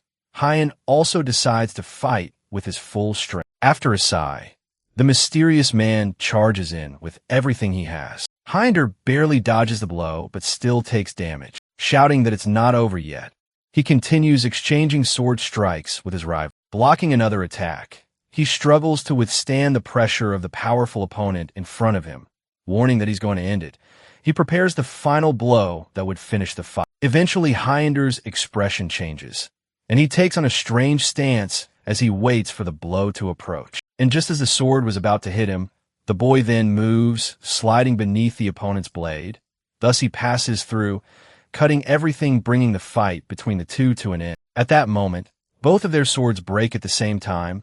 Kim approaches, saying that was enough. Pointing toward the opponent, he tells them to rest. Both of them collapse, with the scoreboard declaring Hyen and Kim the winners. Even with the victory, Hyen considers it a defeat because he failed to block the strike. Lying on the ground, he realizes he still has a little way to go before he can improve. On the other side of the arena, Jang Sam was regaining consciousness. Seeing the final score, he gets up and admits that he really did lose the fight. He then tells Kim to tell Hyen it was a good fight, and Kim says the boy would say the same. Before leaving, Sam asks if his skills were too obvious. Answering yes, he comments on the strange way he held his sword, and that trying too hard to seem ordinary didn't help either, which makes the man wonder if trying to act normal made him easier to notice. Kim then explains that being ordinary in a place like the Dragon Slayer School would draw attention. Thanking him for the advice, Jang Sam says he'll keep that in mind. Kim reminds him of the promise, and he declares that he'll challenge him again next time. On the way back from the arena,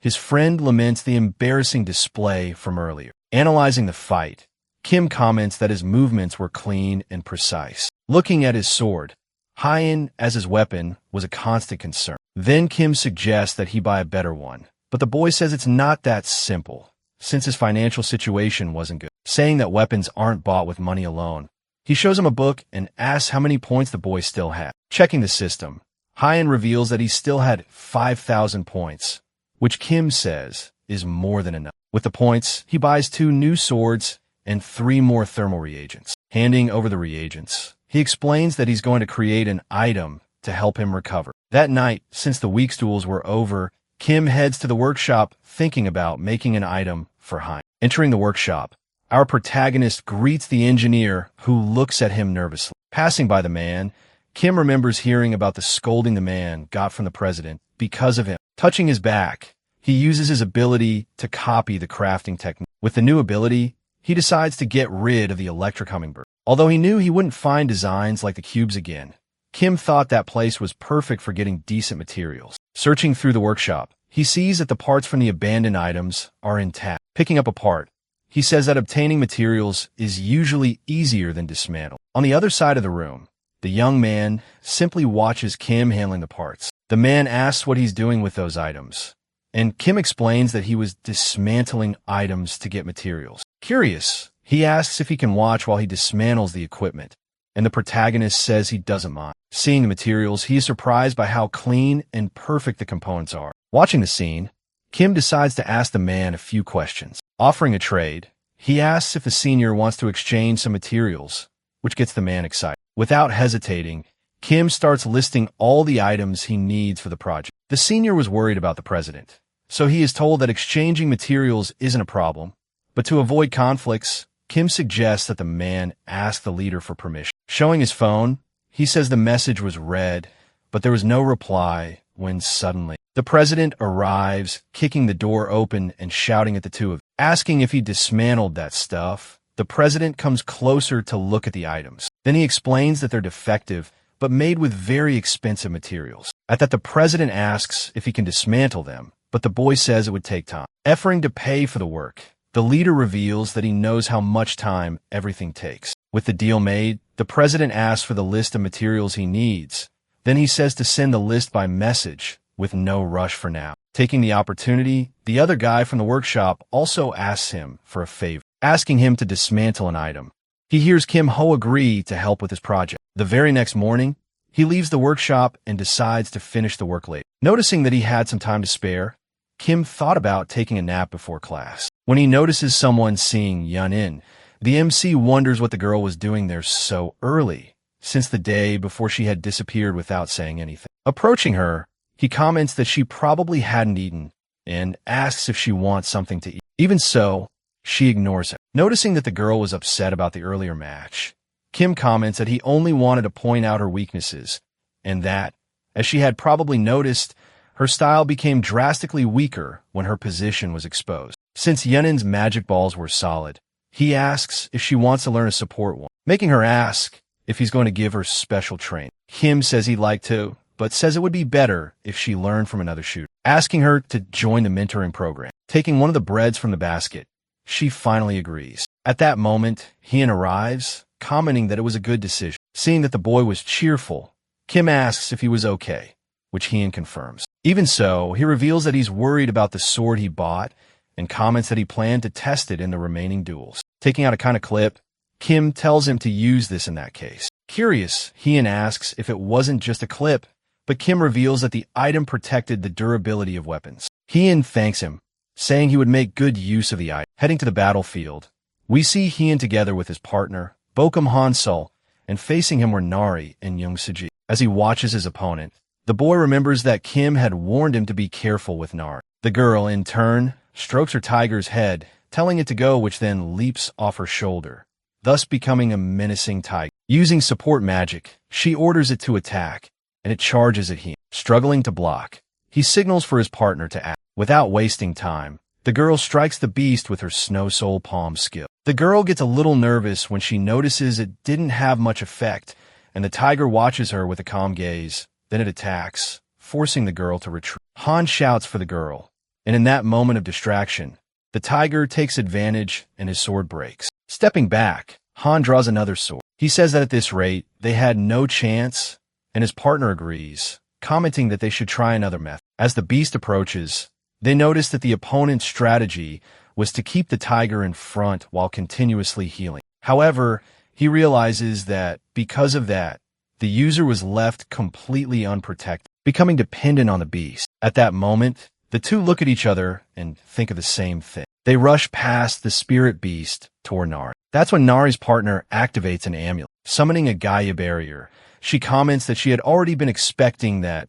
Bukgung and Hien found themselves face to face with the barrier. Without wasting time, both attack. Even so, the boy notices it had no effect and decides to use damage strong enough to overcome the spell in his next attack. At that moment, all he hears is the sound of the girl being carried off by the tiger. With that, the victory goes to Nari and Yu. The next day, Kim says he feels ashamed, but Kim comforts him by saying that Nari was a promising talent. He then asks Kim what he would have done in that same situation. Kim Ho explains that the difference in power between them was far too severe, and that there wasn't much they could have done. He continues, saying that Park Nari has access to all of the club's items. Thus, the boy finally understands that his defeat was inevitable, since his opponent was meticulous. Kim then says that although it was impossible to match the girl's level, there were countermeasures against that strong combat strategy. In that case, Hien asks if there really was a way. He reveals that the key is a demonic sword, an indispensable debuff type item. Surprised, his friend reveals that he didn't even know an item of that type existed. Kim says that their priority at the moment was to get rank B durability artifacts. Kim then thinks for a moment and comments that it wouldn't be easy. Pointing behind him, the protagonist says there was a way, since they just had to get it as a drop in the association's underground dungeon. The boy asks if that wasn't impossible during duel season, but Kim says that in any case they wouldn't be able to next week anyway. When asked why, our protagonist replies that it was because they weren't qualified. After all, the underground dungeon is real combat, where lives are at risk. Asking if there was no way, Hien hears that it would be very difficult for now. With a sly smile, the MC comments that that was only officially, and with his phone in hand, he says they would sneak in using the delivery service. Hien then asks if he had called Shin, which Kim confirms, saying the boy would arrive soon. Shin arrives at the place, asking how he could help. So Kim explains that they were trying to enter the dungeon. He also comments that the second night would be the perfect time, and upon hearing that, the boy asks for the dungeon number.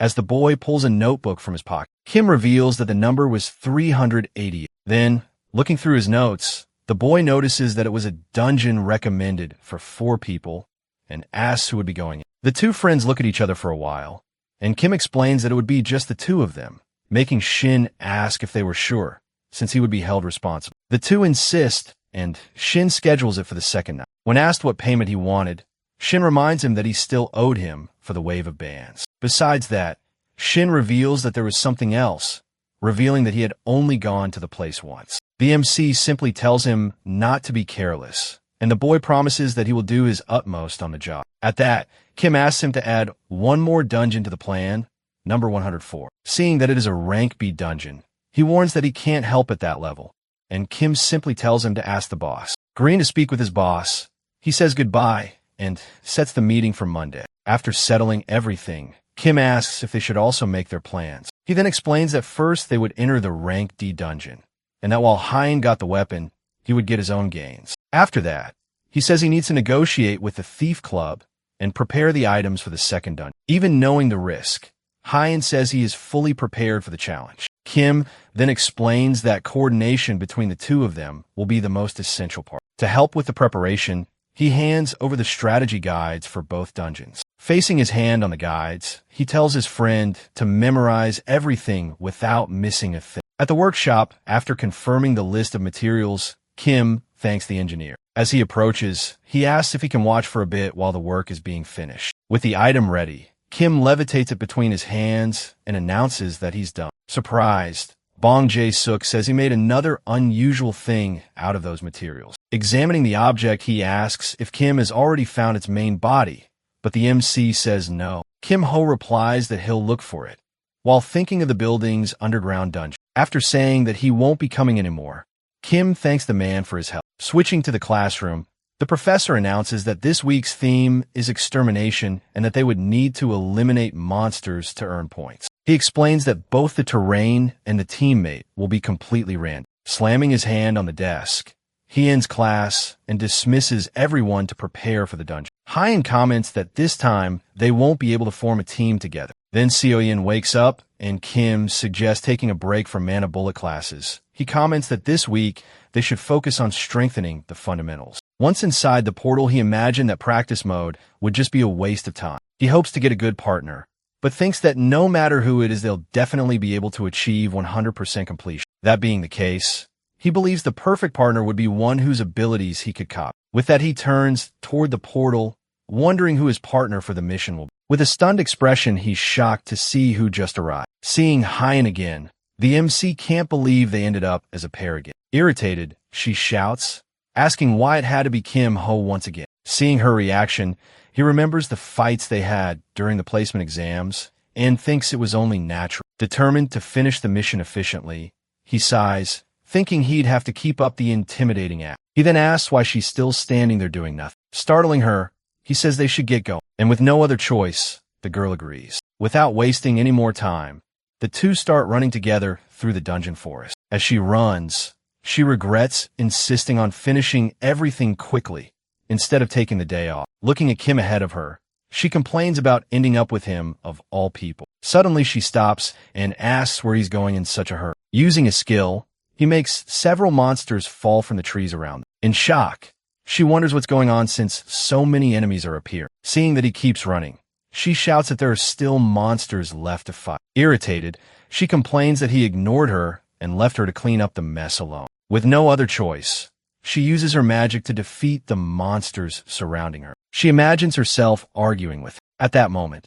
she hears Kim tell her to just follow. Following close behind him, she starts to think there's something strange about this task. Kim realizes that he never hesitates, taking down a monster without slowing down. Attacking yet another enemy, she notices that he keeps moving forward without any pause. With her staff, she eliminates another monster and moves on, trying to keep up with the boy's pace. At that point, Yun realizes that he acts as if he's done this hundreds of times before. Suddenly, he stops and asks her to wait. Seeing a hole, she asks if it's a den, and Kim says it'd be better to take a closer look. Looking at the entrance, she comments that it looks like a goblin den, and he tells her to go in first to confirm, leaving her completely stunned. With an intimidating look, he asks if she doesn't want to go. With no options, she crawls inside while complaining. Confused, he wonders why she went in, since he only wanted a spell. Suddenly a bright light comes from inside the den, surprising him. Then a fiery explosion destroys the entire den, right in front of him. Coming out of the smoke, She wonders why she's doing this kind of thing. Seeing Kim's silhouette, she plays it off, saying it was nothing special. He says they were lucky to find the den before the monsters came out. Seeing that only one monster remained, he realizes it was the dungeon boss. When they least expect it, a huge axe comes flying toward them. In a quick motion, he grabs her arm to pull her out of danger. Pulling her close, he warns that they can't lose focus there. Surprised by the situation, she apologizes while he continues holding her. He explains that the explosion must have revealed their location to the enemy. Then the axe comes back, returning to the boss's hand. Saying the target is easy, he suggests a joint attack to finish. Kim notices that the girls seem tense, so he decides he'll try to give her a little confidence. He tells her to defeat the enemy on her own, leaving the girl in shock. Insisting that she can do it, he encourages her to fight the dungeon boss. Finally agreeing to try, she steps forward to face the challenge. With Kim watching from afar, the girl begins gathering her energy for the attack. Determined to prove her true power, she prepares to use a special fire skill. From a distance, the boss watched everything until it shouted, charging toward her and trying to attack her with its axe. Jumping, the girl dodges and then hits it with a fire orb. Seeing the impact of the blow, she confirms that she hit the target dead on. Despite the attack, the dungeon boss remains standing, staring right at her. Complaining about whoever designed the dungeon, she wonders if the dungeon has damage reduction. At the same time, the orc raises its axe toward the girl again to attack. Running toward the axe, she thinks she has to end this before the overheating effect wears off. Ducking under the axe, she is surprised to see that the orc threw a second one. She simply braces herself to take the hit, realizing it was too late to dodge.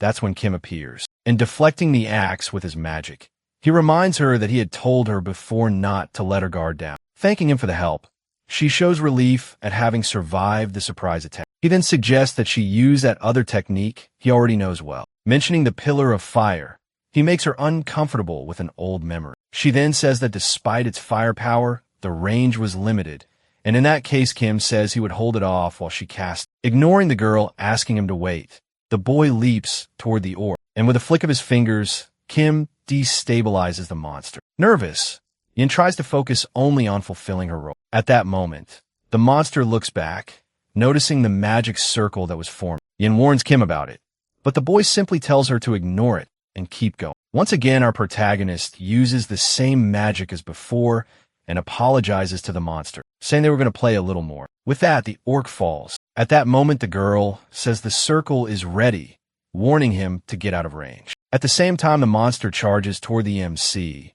who thinks he doesn't need to, but decides to do what the girl asks. Dodging the ogre's attack, he asks if the distance is good, which the girl confirms. Gritting her teeth, Yin prepares her magic, thus covering the monster with her pillar of fire. The orc's eyes reflected the fire. Watching the scene, Kim notices something he had already expected. The firestorm spun furiously, and with that they exterminate the monster, thus completing the mission. The girl thinks that even though it was a boss, they had done well, although she had pushed herself a little too hard. She then calls out to Kim and says she has a favor to ask. Remembering what happened, she asks if they could leave the replay disabled. When questioned, Yin declares that she would make up for the loss of points, and placing something in Kim's hand, she comments that it should be worth more than a replay. We see that it was a ruby, which makes Kim wonder why she would do that just to keep a replay private. Seeing Kim's expression, she wonders if he thought it was too little. She was about to give an even bigger ruby when Kim stops her, saying it is enough. Smiling for the first time, he congratulates her on her work. The girl finds this strange, since Kim had done everything from the beginning. A little embarrassed, she quickly leaves through the portal, while also congratulating the boy. After she leaves, he admits that her moves exceeded expectations, and also reveals that her combat helped him decide which skill to copy. Even though he doesn't know her power, also had a fire skill, and thinks that with this power his physical strength would increase a lot. At that moment, he wonders what he should do with that root. Deciding to go to the tower later, he remembers the dungeon he needs to explore today. Arriving at the dungeon building, he decides to check his reward while waiting for the others. With a new slot unlocked, he hopes to copy a useful trait in the new dungeon. Suddenly, a voice calls out to him from behind, asking what his problem is, complaining because he had kept them waiting without saying he was already there, saying it's getting late. Sean hurries everyone to start going down already. But before they go, he says he has something important to give the two of them. Then he shows the items and asks both of them to use them immediately. He explains that the items make the face look ordinary, avoiding problems with veterans. Seeing his blurred face, he comments that they could even walk right past the veterans and no one would find out who they are. Now properly prepared, Kim says it was time for them to head down. Going down the staircase, one of them asks if it's still far, and he confirms they're close. Go Hyun-woo is impressed, realizing how deep the other levels must be. Kim explains that they cannot use the teleports. Because they entered secretly, he adds that a good guide could hack them. But Shung Byung-chail hurries the group, thanking them for waiting.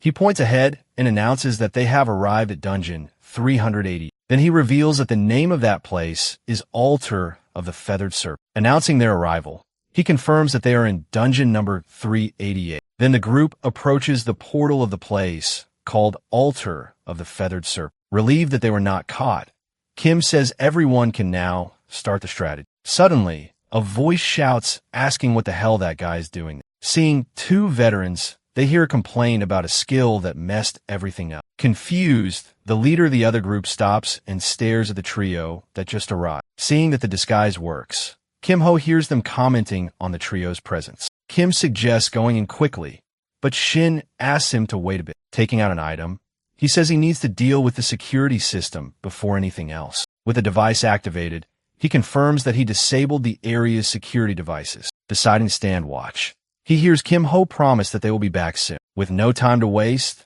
the two begin moving quickly through the dungeon forest. Pointing to a structure, he says that is the core they need to reach. Thinking about the barbarians, he hears Hyun comment that he read about them in the guide. Hidden among the trees, one of the barbarians readies his bow for a surprise attack. Almost getting hit, he sees a magic arrow fly right past him. Striking the tree just behind him, the projectile shows the attack was right on target. He remarks that he had barely mentioned them before those barbarians showed up. Pointing in their direction, the leader shouts that they are offerings and orders them to be captured. Surrounded, he questions why they are using spears if the order is to capture them alive. When the group of barbarians runs toward the two of them, shouting about the sacrifice, Harenjin asks if they should follow the plan, and Kim agrees. Then he prepares a skill. He throws several barbarians away. Without wasting time, Harenjin draws his sword and spins through, striking the enemies. Kim runs past the young man, who wishes him good luck. Seeing their strength,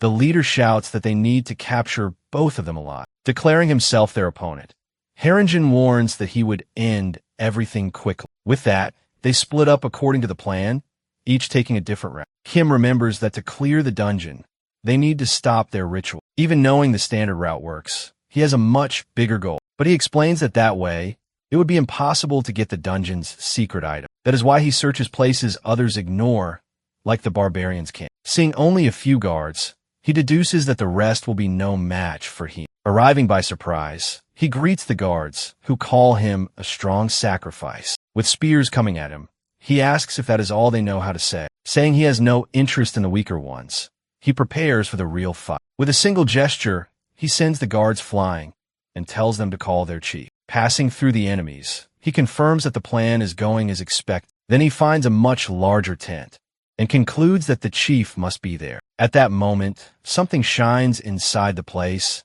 and in the very next second, a bright beam passes by. Kim, who dodges, then a man who seemed to be the chief comes out of the tent, saying the young man would make a fine offer. And with an orb in hand, he says that if the young man did not resist, the moments of pain would be brief. Complaining about the subject, the MC asks if they do not have anything else to talk about. To get the secret item, he needs to keep the chief busy for a while. Needing to buy time, he dodges the attacks while waiting for him. Realizing that the attack is not elemental, he knows one hit could be fatal. But with his skills maxed out, he manages to block the blow with ease. Dodging the attack, he says that this level of strike is nothing to him. He continues trading blows with the chief, who defends himself with a barrier. In a direct attack, he lands a solid hit on the enemy's barrier. With the impact, the chief's barrier shatters completely into several pieces. He realizes that the new skill can easily break D-rank barriers. Even so, he notices that the attack did not do much damage to the chief. Hearing the chief talk about defense, he says the enemy is being careless. Provoking the barbarian chief,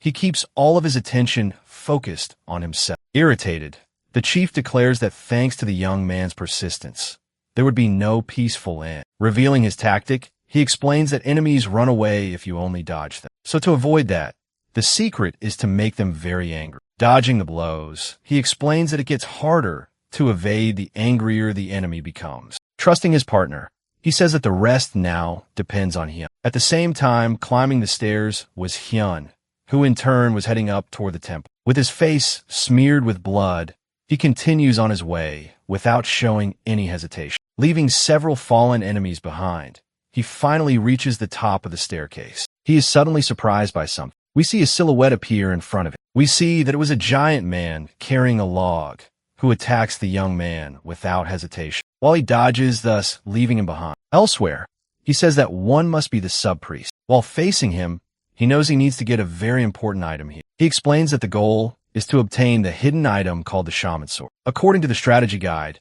he said there is another sub-boss nearby. When we see someone's eyes glow in the dark, by reflex, he blocks something that strikes his sword. He notices that the object was a poison needle, and the other thin sub-priest appears exactly as he had predicted before. He comments that facing both of them together is complicated and that he wanted to fight slowly. Even so, he realizes he would need to end that quickly, decisively, and without mistakes. Without hesitation, the thin enemy fires another poison dart from his blowgun. With a quick movement, Hyun manages to dodge the surprise attack. Barely dodging the dart, he notices the attack coming from behind. Ducking quickly, he manages to escape the giant's blow by a hair. Stepping back a little, he says the two of them really are a problem together. Then he decides he has no choice.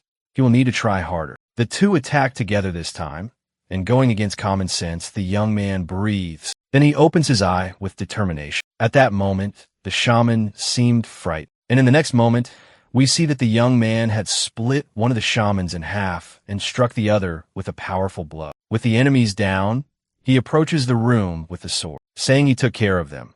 He warns that he still cannot let his guard down. At that moment, the giant gets back up, and he thinks they really do not go down easily. Deciding to get the item first, he quickly runs toward the altar, irritated the grunge enemy, and then he throws a log at the boy. The log hits the table hard until we see a perfect cut made through the log. This surprises the sub-priest. Then Hyun appears, and with the sword in hand says he barely escaped, asking the new weapon for help. He warns that now he's going to finish the battle. With the enemies screaming in fear, he charges in for a final blow, thus bringing down the giant, leaving him defeated on the ground. Switching to the altar village, the place is completely destroyed after the confrontation. Kim was in the middle of a very intense fight, commenting that it was annoying to keep running away. He figures Hyun must have already gotten the sword. At that moment, we see the boss suddenly look frightened. He realizes that something had happened to the sword placed on the altar. Receiving the notification of what happened, Kim thinks that he could finally enter the next dungeon with confidence, saying that he'll copy the trait first. He prepares to use his skill. Receiving the priest skill, he says the increased sensitivity is useful. Seeing the enemy run toward the altar, Kim stops him and asks where he thinks he's going, warning that there's nothing left there anymore. He prepares to end the fight. Then he unleashes a powerful fire attack straight at the dungeon boss. With the enemy defeated, the dungeon completion message finally appears for him. At that moment, Hyun arrives, and Kim says he came at just the right time. An aura moves toward the sword, and Kim explains that it absorbed the man's soul, showing the new attributes. Our protagonist says the weapon's performance has improved, taking boxes out of the inventory. He says those were rewards for completing the dungeon. Looking at the weapon, Hyun says the sword alone is already enough. He then offers the rest of the rewards, and Kim gladly accepts. Then, calling for them to leave, he warns that completed dungeons collapse after a while. Coming out of the portal, Shin greets them by saying they were pretty quick seeing the portal close. Hee-jin is surprised by what happened. Kim then explains that the dungeon closes for a while after being completed. Shin reveals that it was a problem, since it left proof that they had completed. At that, Kim Ho says they need to get out of there fast before someone shows up. Finally reaching the top, the boy complains that the stairs are a huge problem. Hyun in turn comments that climbing up normally would be harder than going down, and Shin says that even so was still very far. Turning around, he says they were very lucky not to have run into anyone on the way, asking them to return the items. Then he holds out his hand, taking the artifacts while the boys thank him for the help. Shin says it was nothing, and that it was part of the job. At that exact moment, Han Seomi and Song Cheonhee appear. They comment that they seem to run into each other often, while a startled Shin wondered why they had to show up right now. With her arms crossed, Hyun questions what brought them to the dungeon so late at night. Playing it off, the boy explains that he was obviously there to do a dungeon raid. The girl doesn't really believe it, so Shin nudges Kim, asking the boy to confirm. Kim notices that the guy was pushing the annoying part onto him, but he had no choice if he wanted to get out of there quickly, asking if they were also coming back from one, which they confirm, but refused to say when asked about the percentage. Shin questions why they were being so impatient, which really gets on the girl's nerves. Then Hyun comments that even without knowing what percentage he was at, she was sure he was above him. Proposing a bet, Kim asks if she's in, and she immediately asks what the prize is. He suggests that the loser either do a favor or tell something the other wants to know, making the girl accept right away. With a JoJo reference, Kim steps in front of the girl, saying that on 3, they should show their completion results at the same time. Then the two of them start counting, and when the count ends, both of them open their windows. The girl is startled when she sees the boy's percentage. Realizing he had shocked her, he takes the chance to get out of there as fast as possible. As he leaves, he says he'll keep the wish voucher as a debt. The next day, at a cafe with his friends, Hyun comments that it had been a while since he skipped training during lunch, and Kim says that rest is also part training. Sitting down, the boy then asks why he had called him there, and our MC explains that he wanted to show him another pleasure of clearing dungeons. The fun of opening a random box. Taking out 4 random loot boxes, he impresses the boys while asking if they could begin the opening ceremony. Then he opens the first one, and a dazzling glow fills the place. Everyone seems surprised. At that moment, we see that it was an E rank up, which they say isn't a bad start, and they move on to the next one. Hyun and Yain kept their eyes fixed on it. Then the box finally opens, revealing a black D rank priest bracelet. Looking over the items, he comments that he got much more than expected. According to his friends, he offers 1 box for each of them to open. Carefully, he slowly opens the box. Out comes a log, making Kim comment that apparently he wasn't very lucky. While Kim comforted the boy, Yain opened her box. The boy said he felt bad when a glow filled the room.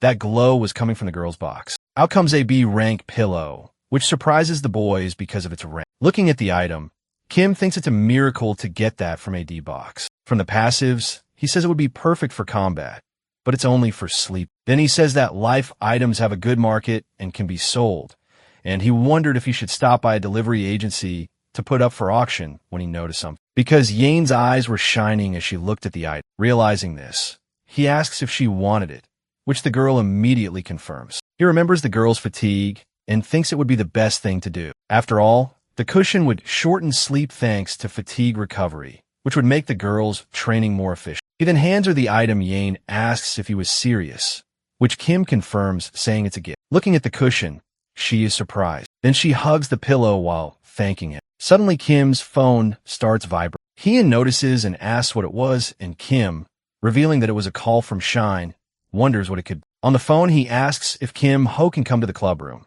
and when asked why, explains that his sister wanted to see him. Upon arriving at the club room, Kim is greeted by the president, who welcomes him. Meanwhile, the other club members start whispering about his arrival. One of them comments that she even argued with the Magitech club to defend him. Then another member says he has never seen the leader act like that for anyone. Suddenly, the boy who is talking too much is silenced by a mysterious band. Annoyed by the commotion, she calls them noisy while throwing them out of the room. Then she asks Kim to please ignore them, and the young man does so without any problem. This leaves the girl surprised, and she asks him to at least pretend to care. Stretching, she says they should skip the useless pleasantries and get straight to the point. She warns that a problem came up with the request for the Serpent Chamber, because a bid was placed. When asked about the bid, she says it's a priority bid. With that, he realizes things just got a lot more complicated. Then it is explained that there is always competition for dungeons with good rewards. To resolve this dispute, the Academy introduced a very specific bidding system, ranking groups by success rate. The basic system organizes entry, but there is a priority bid right that can override all conditions. Using one allows you to ignore everything and secure first entry into that dungeon. And now, the Serpent Chamber had a priority bid on it, warning that entry itself wasn't the problem, but since the dungeon had been closed off, the club wouldn't let it slide. In addition, She reveals that the club responsible for the bid is the fencing club, and that, as you should know, they were one of the two biggest clubs in the academy, and she asks if he planned to go through with it. Without thinking twice, Kim confirms, and she asks if he was serious, which the young man confirms, saying he would take responsibility. Standing up, she comments that a talented freshman like him must have a plan, and in that case, she would be counting on it. Surprised, Shin asks if she's going, which the woman confirms. She then reveals that she would charge for the extra labor, and Kim agrees, saying that if they're going to do it, they might as well do it right. The woman then asks who would be going with them, and if it was the silver-haired girl, and Kim denies it, saying it would be Hyun. Even so, she comments that, with them dealing with a rank B dungeon, it seemed viable. Then a girl who was there asks if he as a freshman could really clear a rank B dungeon. Then the leader remembers that the girl didn't see the young man's face when they infiltrate. After all, Kim was wearing a perception blocking mask. Approaching the MC, the leader asks if she can tell the girl, which he allows. Then telling the girl not to be shocked, she reveals that Kim was actually the Infernal Fist. Wrapping up the introductions, Kim throws a paper onto the table, asking them to take a look. Noticing that it was a guide for the dungeon, the leader asks where the boy got it. She notices that the whole plan was there. Finishing her reasoning, she says that their mission is no different from Steve, saying that he is the ideal talent for the club. She comments that the plan is devious, warning that she won't be going in. He hears that his intuition is very good. When asked about the second guide, she says it's viable, and that according to the plan there wouldn't be a fight because Shin would disable the mechanisms. Shin shouts, asking if he also has to go into the dungeon, and the leader asks if he wasn't the one bragging about being a mechanicist. He replies that rank B was something completely different and that it was life or death. For that reason he refuses, asking if he was sure. Kim says he would regret it, and Shin says nothing was worth his life. Then the MC asks if not even the phantom shadow step, shocking everyone in the room. Then it is explained that this is a very valuable secret item for thieves. Surprised, she asks if that really exists, and he promptly confirms that it does. She then says they can't miss this, and calls for Shin. Changing his attitude, he says that a real man accepts great challenges. Kim then sets the meeting for Friday night. A few days later, on Friday night in the training hall, meditating, Kim says he needs to prepare for the deep layer dungeon. With the new trait and the bracelet, he says he will accumulate mana quickly to grow strong. With that increase his core.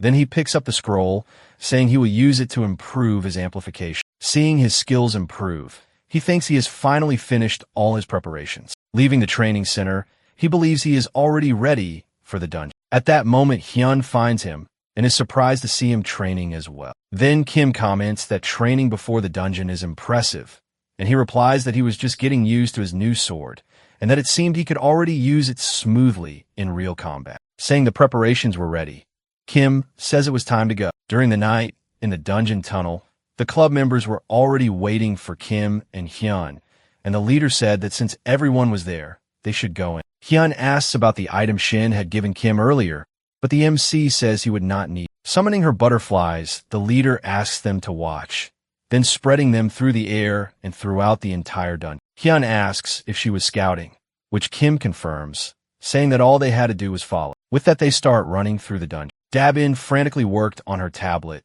disabling the cameras in the area one by one. After that, they go down, and the leader asks everyone to wait, saying that she and Davon would watch the entrance. She declares that from there on, it was up to them, and comments that what lay ahead was a completely different level. So she wishes them luck and says they would meet again alive on the other side. With that, the three of them pass through the portal. Kim notices that ever since they entered, Shin's behavior had been strange. Thinking it was because of the dungeon's rank, he decides he needs to cheer him up quick. Turning to his friend, he calls him by name to get his attention and asks if he was nervous, thus provoking the boy's competitive spirit. With disdain, Shin asks who had said that. Kim then points to his trembling legs, and the boy says it was just a habit and that he was not nervous at all. Looking ahead, he is surprised and asks if that really was the dungeon. Heejin asks if that was not strange.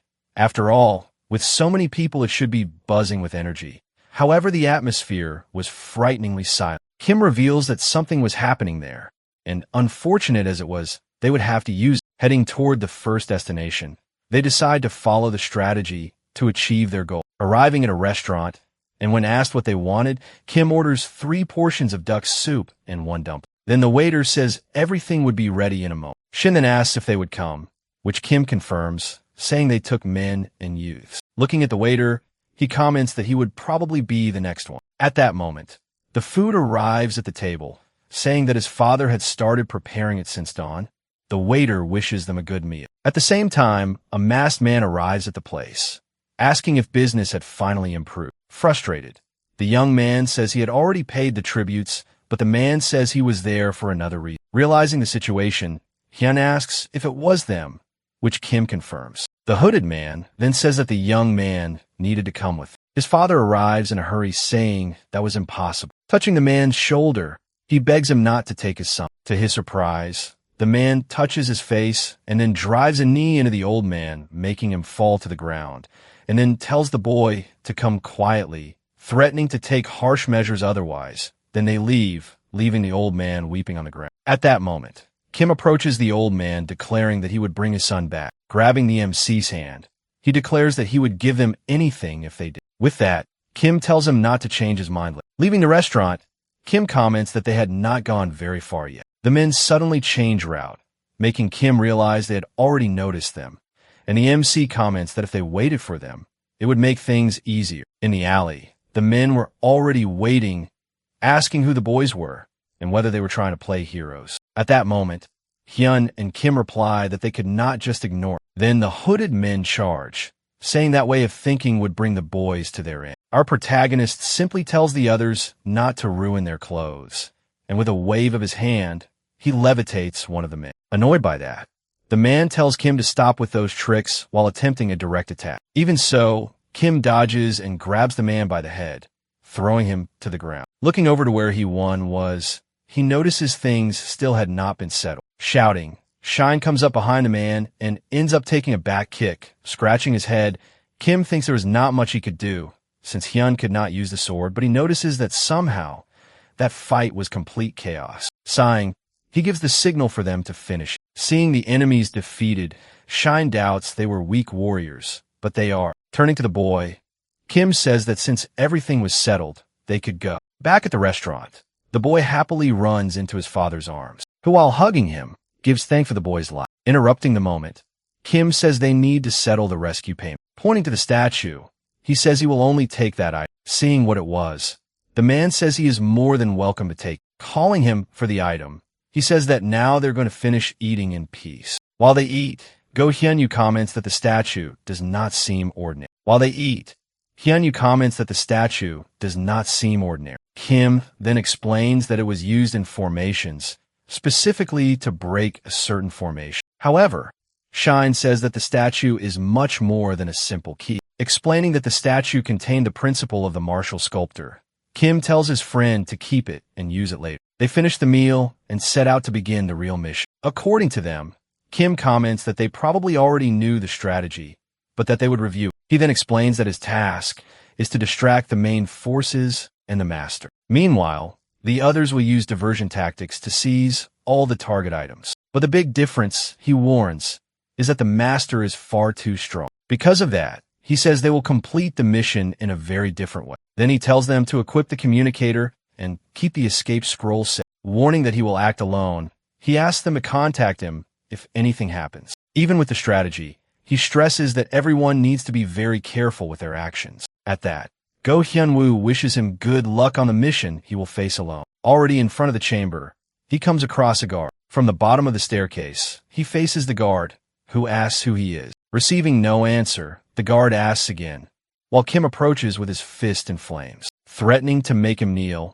the guard warns that silence will not protect. Smiling, the MC merely raises his fist. In the next moment, we can only see the guard's pupils losing their color and him being thrown against the wall. With the fire spreading, the building begins to be consumed by the flames. Saying that it burns well, he comments that watching fire is quite interesting. He then hears several guards looking for him, and seeing that he still had not been found even after all that chaos, Kim decides to help them. Drawing in as much air as possible, he shouts warning that the place was under attack. Then the ninjas appear, and he realizes they were trying to defeat him through numerical advantage. With Kim surrounded, they ask who he was, and the MC replies that, just as he had said, this was an enemy attack. Wielding his sword, one of the men calls him crazy and orders the attack. With enemies coming from all sides, Kim thinks the man was not so wrong to call him that. Swords came at him, and the young man ducks and then jumps with his fist in flames. He says they will see who can be crazier,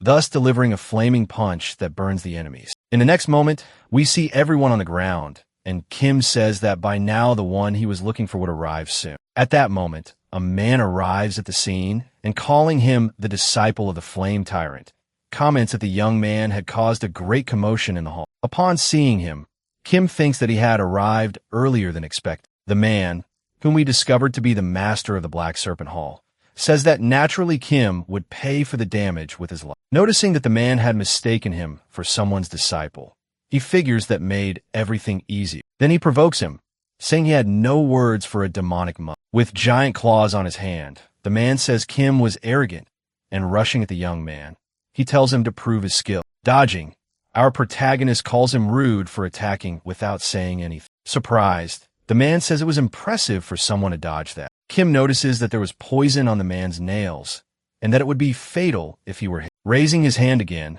the hall leader tells the young man to try dodging that. Dodging again, the MC thinks that all he could do was not let the man hit him, trying to land countless attacks.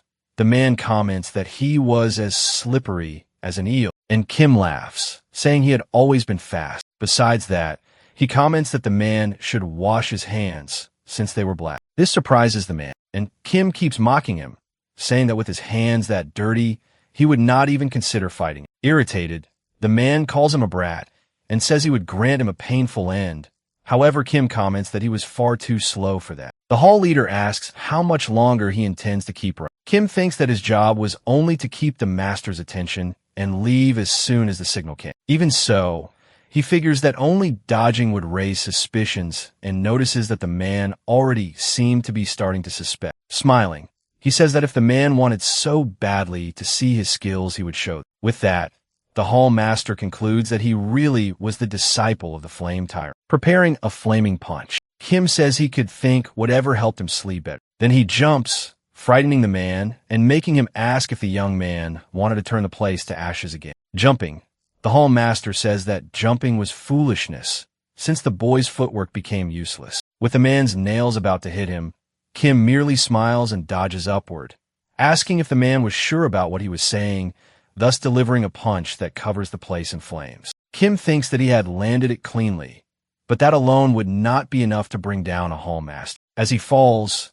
he thinks that for a hall master of a dark sect to be classified as B, that meant it was no ordinary shadow sect, and he must be someone who survived the Great War. Kim narrows his eyes when he hears someone praising his movements. Emerging from the rubble, the man admits he had underestimated the tyrant's disciple. Since the young man had even mastered the aerial step, Kim realizes that the leader was finally getting serious, and notes that he was actually an apostle of the demonic cult. Wrapped in a purple aura, the man declares that if he failed to defeat the boy, he would renounce his own name. Elsewhere, passing by the guards, Shin and Hyun were warning about an enemy attack. Kim comments that they had gotten through without being noticed, and Shin says that if things kept going like this, they would avoid fighting altogether. They then spot the room leading to the storage area and realize there was a guard station there. Trying to act slick, Shin asks if the man hadn't heard they were under attack. Despite the warning, the guard seems motionless. Then he reveals that he knows they were the real intruders,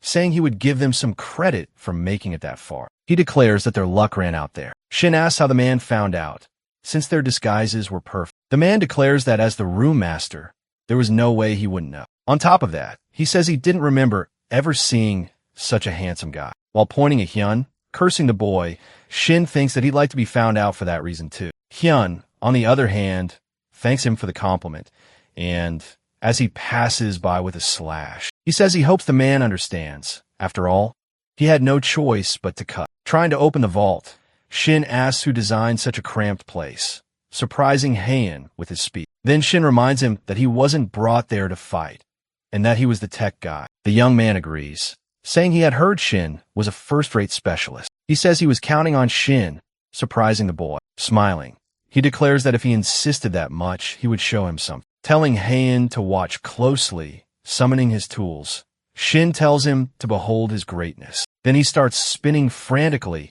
thus opening the door leading to the storage area. Surprised, Shin asks if he was already done and hears that they can move on. Shin is surprised because there doesn't seem to be any trap, so Shin comments that that was why amateurs couldn't handle it, because that was the perfect place for a trap. At that exact moment, after stepping on a pressure plate, Shin sees something glint on the wall and reflexively dodges. Then he says he understands what Shin meant and comments that if it weren't for him, they'd be in serious trouble. Shin says that the moment they let their guard down, they'd be done for, and Heian declares that he trusted him with his life. In that case, Shin tells him to stay close and follow. Little by little, they move through the warehouse, avoiding every trap, while Shin serves as the scout. After a while, the young man says they could cross.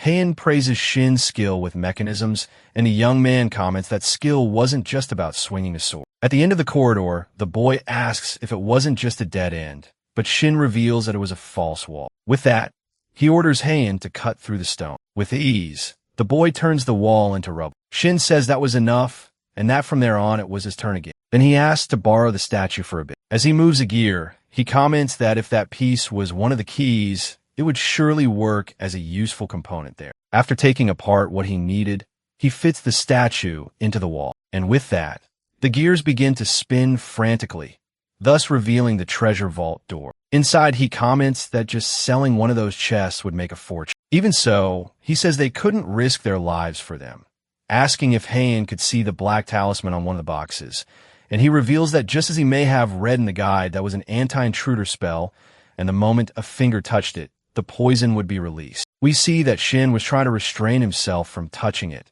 drawing a genuine laugh from Heian. Getting to what mattered, the young man says the guide clearly mentioned a box without a talisman, noticing that exact box in the corner of the room. He notes that it was a black chest, just as the guide said. Running out of the place, they comment that following the guide made everything easier, and that reaching the safe zone shouldn't be a problem. Smiling, Shin says that honestly, it would be more fun if something showed up, making Heian scold. Suspecting something, he comments that words like that had a way of becoming reality. The next moment, the young man notices something, and Shin asks what was going on. Then he realizes what it was, wondering if this was serious. He asks if that person was perhaps the same one mentioned in the guide. Speaking of the clean technique used on the false wall, the man asks if it had been Shin's work, which the boy confirms. Apologizing for asking, Shin asks if by any chance the gentleman was an elder of the heavenly demon cult, the famous white serpent, Baek-sa. It is then that we discover that Baek-sa was the vice leader of the Black Serpent Hall, a being that not even the Lord can fully control, and who wanders aimlessly through the inner domain without any pattern. In other words, Shin thinks he was very unlucky to run into such a person. He thinks that if he ended up fighting him, he would be crushed instantly. Drawing his sword, Heian tells Shin to get out of there, making the young man ask what he was going to do. Thinking there was only one way out, he simply tells the young man to leave at once, that he would handle everything. The master praises him for reaching that level at such a young age, and Heian says it was thanks to his master and his friends. Drawing a small blade, the vice leader laments having to put an end to such a promising young man, and with his twin blade in hand, he speaks of the boy's bad luck in crossing his path. Ready himself, Heian says that in that case, he would learn from it. As he charges at the man with fluid movements, the old man is impressed by the boy's technique and remarks that it was incredible. Then he goes at the boy, spinning through the air. Their swords cross, and Heian wonders if that was a flexible sword. At that moment, the old man faints, striking the boy in the chest. As Heian coughed up red liquid, the elder remarked that he was strong and fierce, but even so, a suicidal technique like that only served for mutual destruction, saying that the boy was probably expecting mercy from him.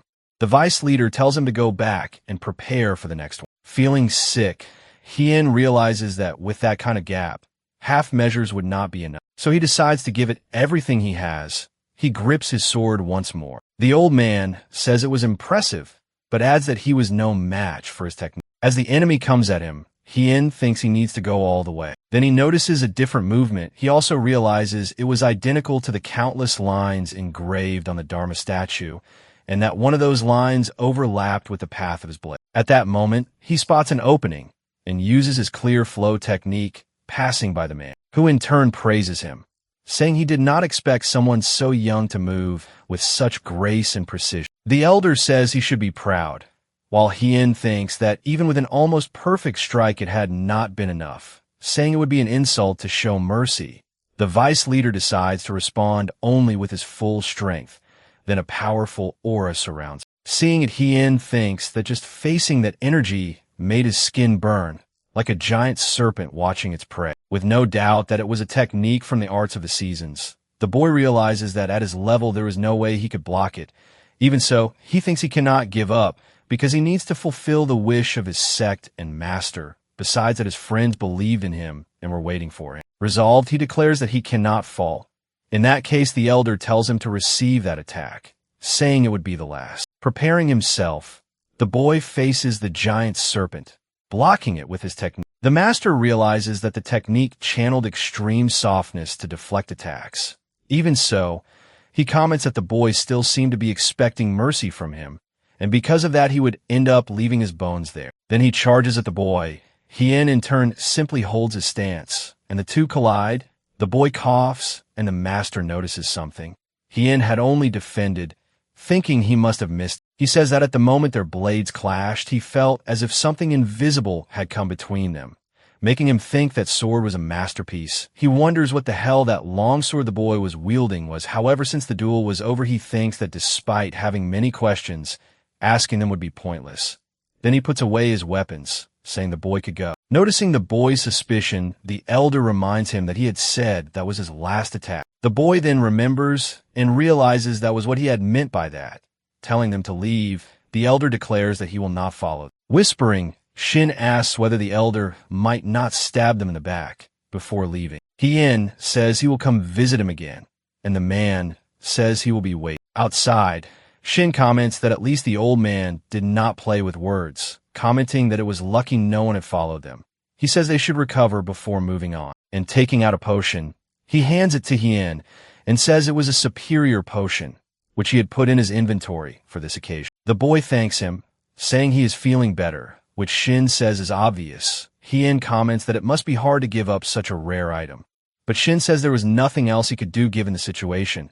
The boy says he was bold when he needed to be, and he confirms it, almost crying. Changing the subject, Shin asks if he was serious about coming back there, which the boy confirms. Then he says the elder would not remember him, after all the rights to that dungeon had already been claimed by the fencing club, and there was no way those people would fail to clear that room. So once the dungeon reset, the memories would be erased. Holding his sword, Hien says it did not matter whether he would remember, because their battle was not over yet. He thinks the reason the man let them leave was to face him again once he had grown. With that, he decides that one day he will return. Back to Kim. The boy was dodging the man's attacks, who now seemed to be in some kind of berserker mode. The hall leader praises the boy's footwork, but says he was dishonoring the Tyrant of Flames by running away like that, while dodging another attack. Kim says again that he is not a disciple of the Tyrant of Flames. At that moment, Shin announces that they were done and tells him to head to the safe zone. Smiling, Kim says he needs to take his leave. Charging at the boy, the man asks if Kim really thought he would let him go so easily.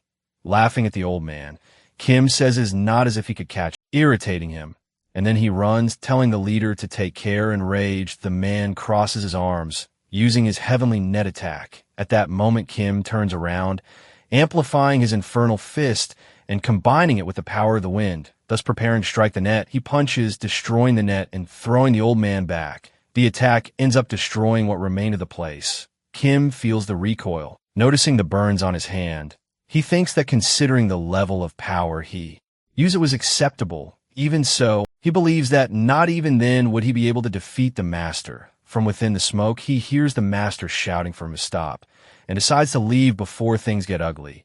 Having already gotten far enough, Kim thinks that once they got out, they would probably search the entire area, and that if they failed, they would eliminate the boss. Seeing an abandoned house, he thinks it should be safe and wonders whether the others had made it. Opening the door, he remarks that the two of them had arrived quickly. Noticing that Hien was pale, he asks what had happened, since it wasn't possible that he had struggled with those guards. Then he asks if he had happened to run in a black sack, and the young man confirms that he really had, pulling out a teleportation scroll. Kim says that in any case they did a good job. Then as he tears it, comments that they spent more time there than expected and that the two outside must be worried sick. As a portal opens, he says it was time for them to return. Back in the normal world, Shin waved, saying they were back. Hyun comments that they had to get away before someone saw them. Dabin and Ga Young were preparing everything. Hyun asks what that veil was, and Shin reassures him, saying it was her ability, that she was able to hide nearby people inside a space made of shadows. Close to the surface, they decide to go on foot, thinking there might be a lot of people. Ga Young asks whether the dungeon had been uneventful and hears that they did not have many problems.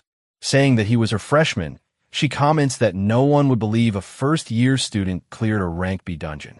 But suddenly, her expression changes as she realizes something strange has just happened.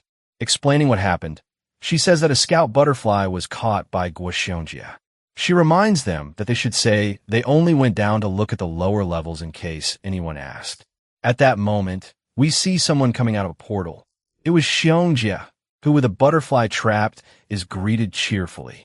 Showing the cage, he says he found it on another floor and came to check everything out. Then he points out the inconsistencies, mentioning the presence of everyone from the Thieves' Club, and says they would have to accompany him to the disciplinary office for a while. Breaking into a cold sweat, Ga Young comments that there was no reason not to go at the disciplinary office. Hai tells them to come in, while the young man whispers to the president that he had found them near the entrance to the underground. The man then asks if they were going down, but hears that they were actually coming up. He asks if the young man was sure about that, and someone says yes. He also notes that the boy was fidgeting with his pockets a lot. And after that, he leaves through his portal. The president thinks that the fact they were coming out meant they had finished whatever business they had underground. Then telling them to sit down, he asks if they wanted something to drink. However, Xiong declines, and pulling out the chair, our protagonist crosses his legs and says he would like a glass of honey water. Seeing this, the president sighs. He then asks if Kim Ho joined the Thieves' Club, since he had a similar vibe, making Ga Young perk up. But Kim Ho denies it, explaining that he plans to remain unaffiliated at the academy for now. Changing the subject, the president asks why the woman had taken the freshman underground, to which Ga Young replies that it was just to show them the place a little. Then, with a serious look, he asks if she had entered the dungeon, which she denies. Turning to Kim, he asks if the young man did not know that first-year students were forbidden from going underground. Confidently, the young man confirms that he did, and when asked why he did it, answers that he was too curious to resist. Reprimanding the young man, he asks if he really had to break the rules out of mere curiosity. Suddenly, he turns to the side and asks everyone for a moment of silence. Reading a message, he confirms that there were no records of any clears on that specific night. Kim and Ga Young exchange a subtle glance while waiting for the final verdict. Having nothing else to do, he gives them one penalty point and lets them go. Watching the group leave, he calls Chiyomiya over for a very private and serious conversation, and then asks what she thinks about what had happened. She begins by pointing out that the group's composition was very conspicuous, and that if sightseeing had been the real objective, there was no reason for the boss to go along, considering that the senior dubbin would have been enough. Because of that combination, she concludes that the target was a high-probability dungeon. In addition, she notes that Hyun seemed to have suffered internal injuries in the fight. He then concludes that for someone of that level to get hurt, it could only have been in a difficult dungeon. Analyzing the possibilities, he says the difficulty might even be rank B. Asking about Kim Ho's hands, he learns that she did not manage to check them in time. Then he reveals that there were burn marks on his right hand, surprising his colleague. Even though it was difficult to connect the incidents, he says one thing is absolutely certain now. Saying that the burn looked old, he says that it meant that the moment someone enters the dungeon they had entered, that would be the moment they would find their traces. With Ga Young, she commented that that was all for today, telling the rest of the group to rest. Then Ga Young calls Kim over for a private conversation, and he accepts the invitation.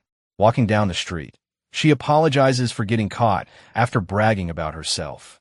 Kim comments that he was disappointed, and the woman says that to be fair, Sung had made a very sharp move by acting that way. Then he realizes the young man was just joking, and with a sigh, Kim says that one demerit point didn't bother him. Noticing something strange, she asks to see the boy's hand. Seeing the burns, she asks if the inspector saw them, and he confirms that he did. Questioning his use of power, she hears him admit that he made a mess in there.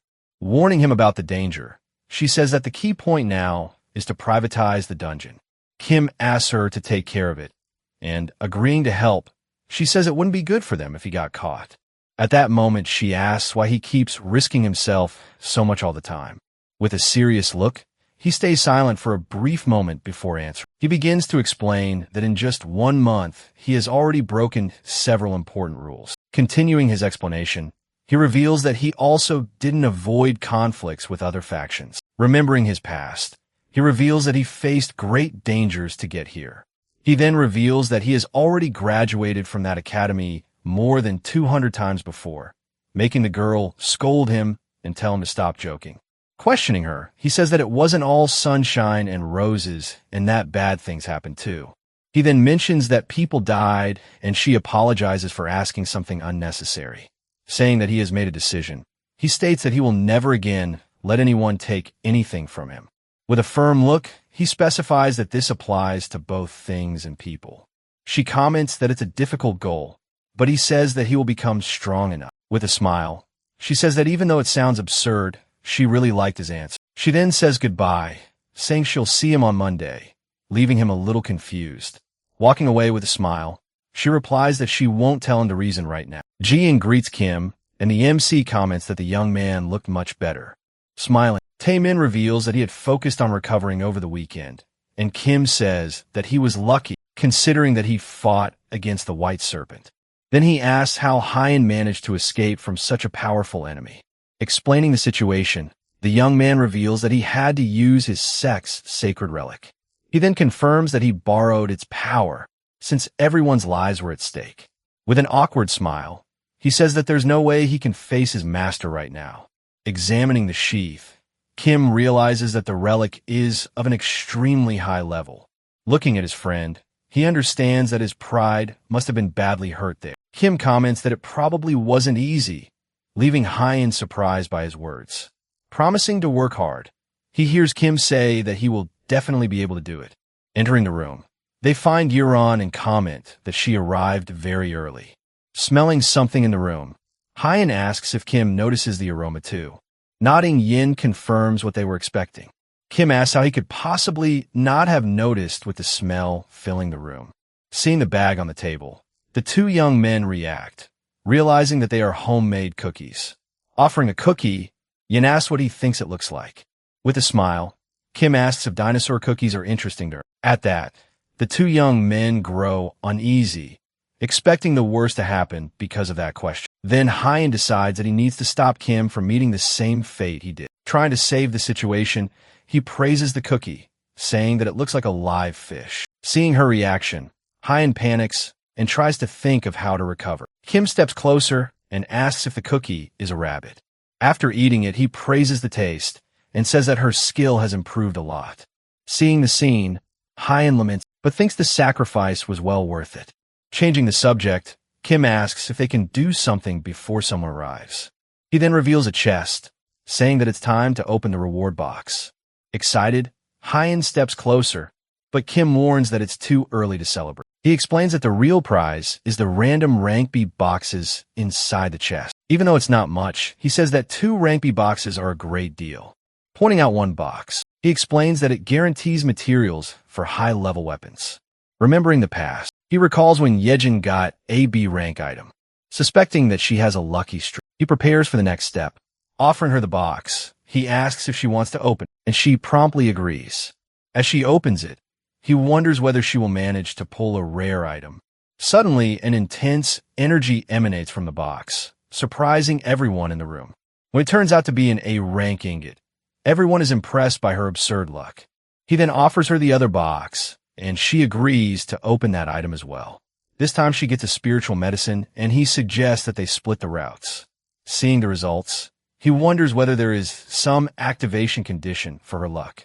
He then asks if it was useful, and she confirms that it was tremendously useful to her. With a satisfied smile, she says that she is happy to have helped in some way. Knowing it will take time, he decides that he needs to hurry to process the material. At lunchtime, he goes to the blacksmith workshop to place an order. Asking to see the president, he is told that he can't, receiving a negative response. But Kim reveals that although he is not from a prestigious family, he has something. Showing a VIP ticket, he asks if it is now possible to get a chance to talk for a bit. Curious about the ticket, the president asks what he wants done there. Handing over the project, he says it would be much faster to look at the drawing now. At that moment, the blacksmith notices that it is a very complex and unique magical piece of equipment.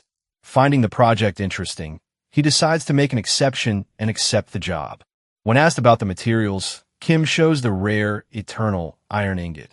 As a secondary material, he shows a bracelet and explains the combination of the two metals. Seeing all that, the blacksmith calls him quite an interesting and unusual rookie. After taking the materials, he says the work will take about a week. With a confident smile, Kim already knows he will hear back well before that. Walking to the arena entrance, he realizes that fortunately he will not end up being late.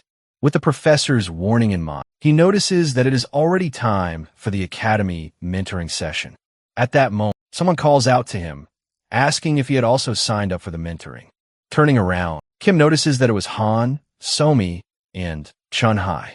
Approaching him, the girl asks if he was not a versatile conjurer, and when Kim confirms it, he asks why. Happily, the girl reveals that Hai had also signed up as versatile and that with luck the two of them could get the same mentor. Embarrassed, Hai tells her to stop talking nonsense, leaving the girl confused. Kim asks if she always acted like that, and Somi comments that she did not, but that sometimes it happened. Sometime later, we see the MC walking through the academy. At that moment, Hai turns around and asks why he was following her.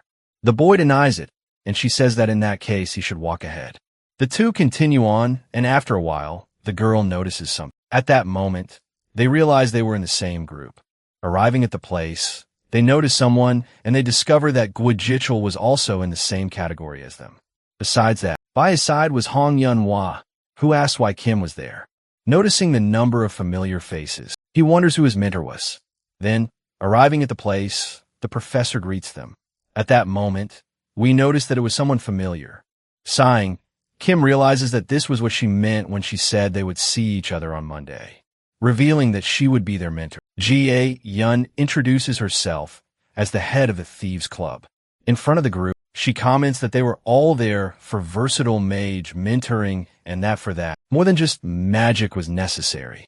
Since she did not know their weaknesses, she would need a check. Snapping her fingers, she reveals that during that week they would do that through PvP matches. In other words, she says that they could replace the weekly PvP with the mentoring. Asking the students to focus, she reveals that the first opponent would be herself.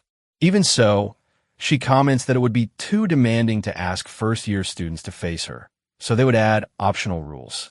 The first rule is that all her abilities will be limited to C rank in the arena. Then she explains that to win, they need to tear 3 stickers off her body. The last rule is that they must attack her in pairs, however they want. Finishing the explanation, she asks if anyone has any questions, but everyone stays quiet. Seeing that there are no questions, she tells them to enter when they are fully ready. Repeating the rule, they get ready to decide who the pairs for the challenge will be. Remembering the past, Kim sees himself in a dangerous fight inside a dungeon. Meanwhile, the girls worry about the difficulty of the task their mentor gave them. At that moment, the group decides that a certain partnership must be avoided at all costs. At that, G.J. Cole quickly asks Hayes to form a pair with him for the fight.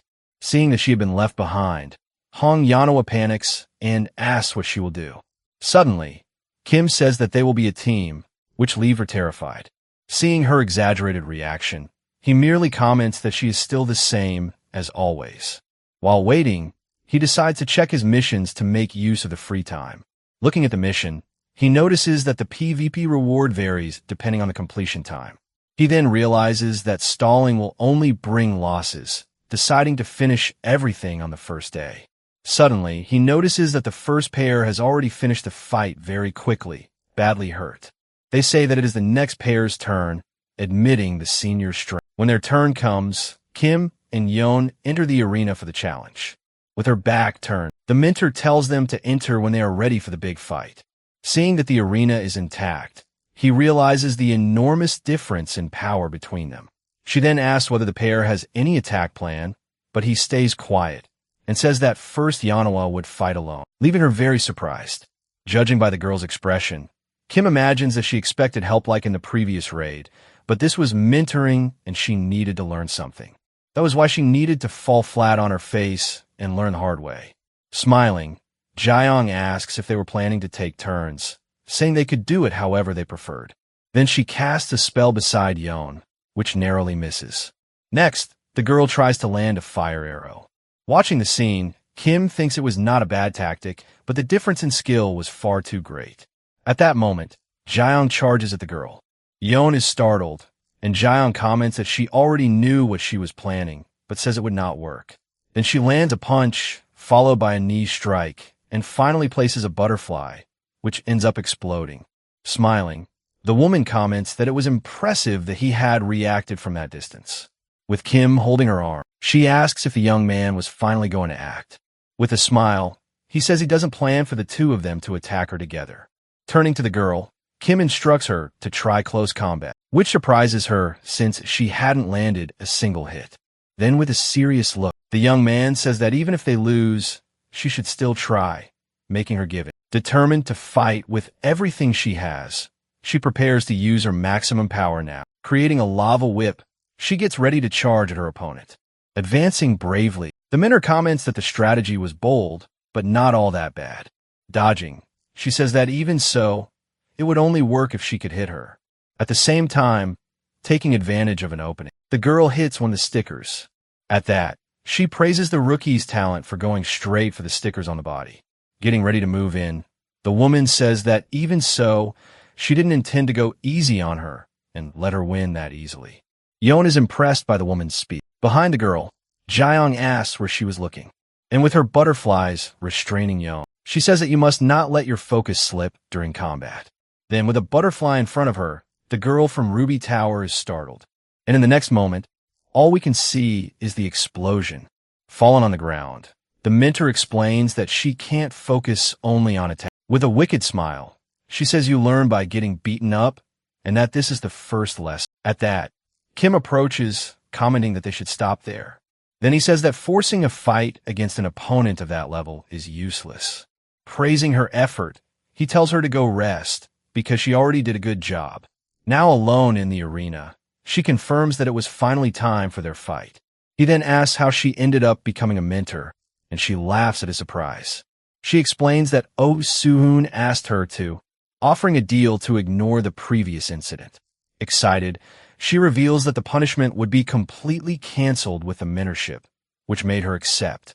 Hearing the story, he comments that the disciplinary chief was surprisingly bold in that negotiation. Before fighting, he makes a request, and she says she'll hear it and decide. With a determined look, he asks to start the PvP with the replay turned off. Intrigued, she asks if he plans to go all out, saying she was curious too. Explaining the rules, she decides to make an exception and turns off the replay for him. Then she gets ready, saying she'll see what her junior can do. Adjusting his tie, he asks with a smile for her to teach him well. His overheating skill rises in rank, greatly maximizing its overall effect. Knowing it's hard to control, he decides to end the fight quickly and decisively. Moving at speed, he uses his silent steps to catch the mentor by surprise.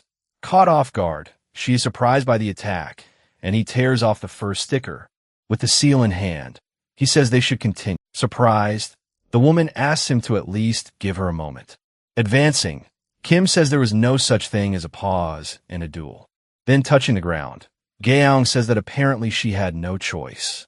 Like a Genkidama, Kim raises his hands, creating a sphere with his wind ability, and brings it down with full force, forcing the girl to dodge. She moves away, wiping the sand from her eyes, when Kim appears in front of her, thus removing the second seal. Surprised, the woman asks him to at least give her a chance to get ready. With a smile, he says he's going all out to win that fight once and for all. Going for the last sticker, he says he'll get the item no matter what. But to the boy's surprise, she jumps over him. Dodging the attack, admitting her oversight, she comments that he survived the chamber with only one burn. Throwing several thorns, she says she should deal with him, according to his ability. Knowing that the garden only causes damage within the area, he analyzes the situation. Standing amid the shadows, he simply stares at the mentor with a very serious expression. He understands that if he keeps his distance, his overheating will end and they'll draw the fight, but he also knows that maintaining the domain will drain her energy very quickly too. With that advantage, he moves in, knowing she can't use other abilities right now.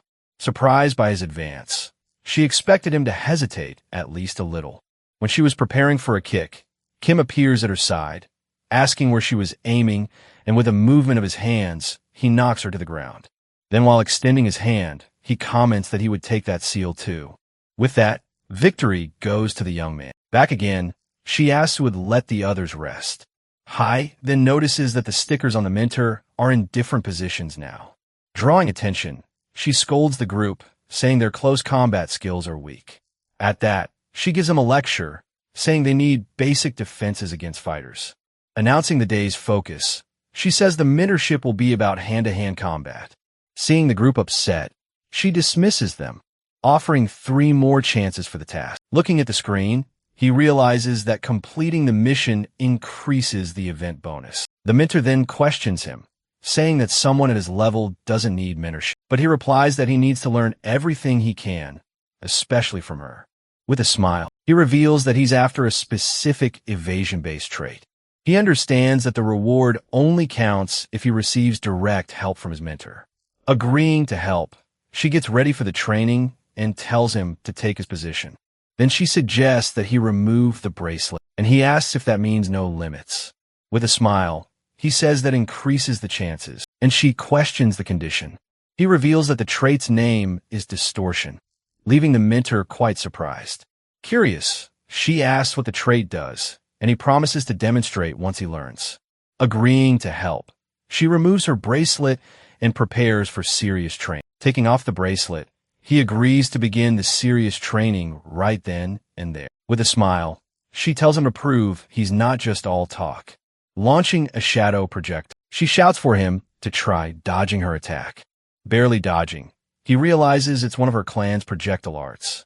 Analyzing the tactic, he understands that she used Shadow Leap to hide. With an extremely high mana cost, this skill is incredibly difficult to use. He realizes that her level now is completely different from before in the fight. Dodging another blow, he admits that the attack was legitimately very risky. Using the skill without hesitation, he deduces that her core is a ring. Seeing the situation, he understands that learning the trait means stacking attack dodges. With a huge rank difference, each dodge gives him 3 to 4 stacks.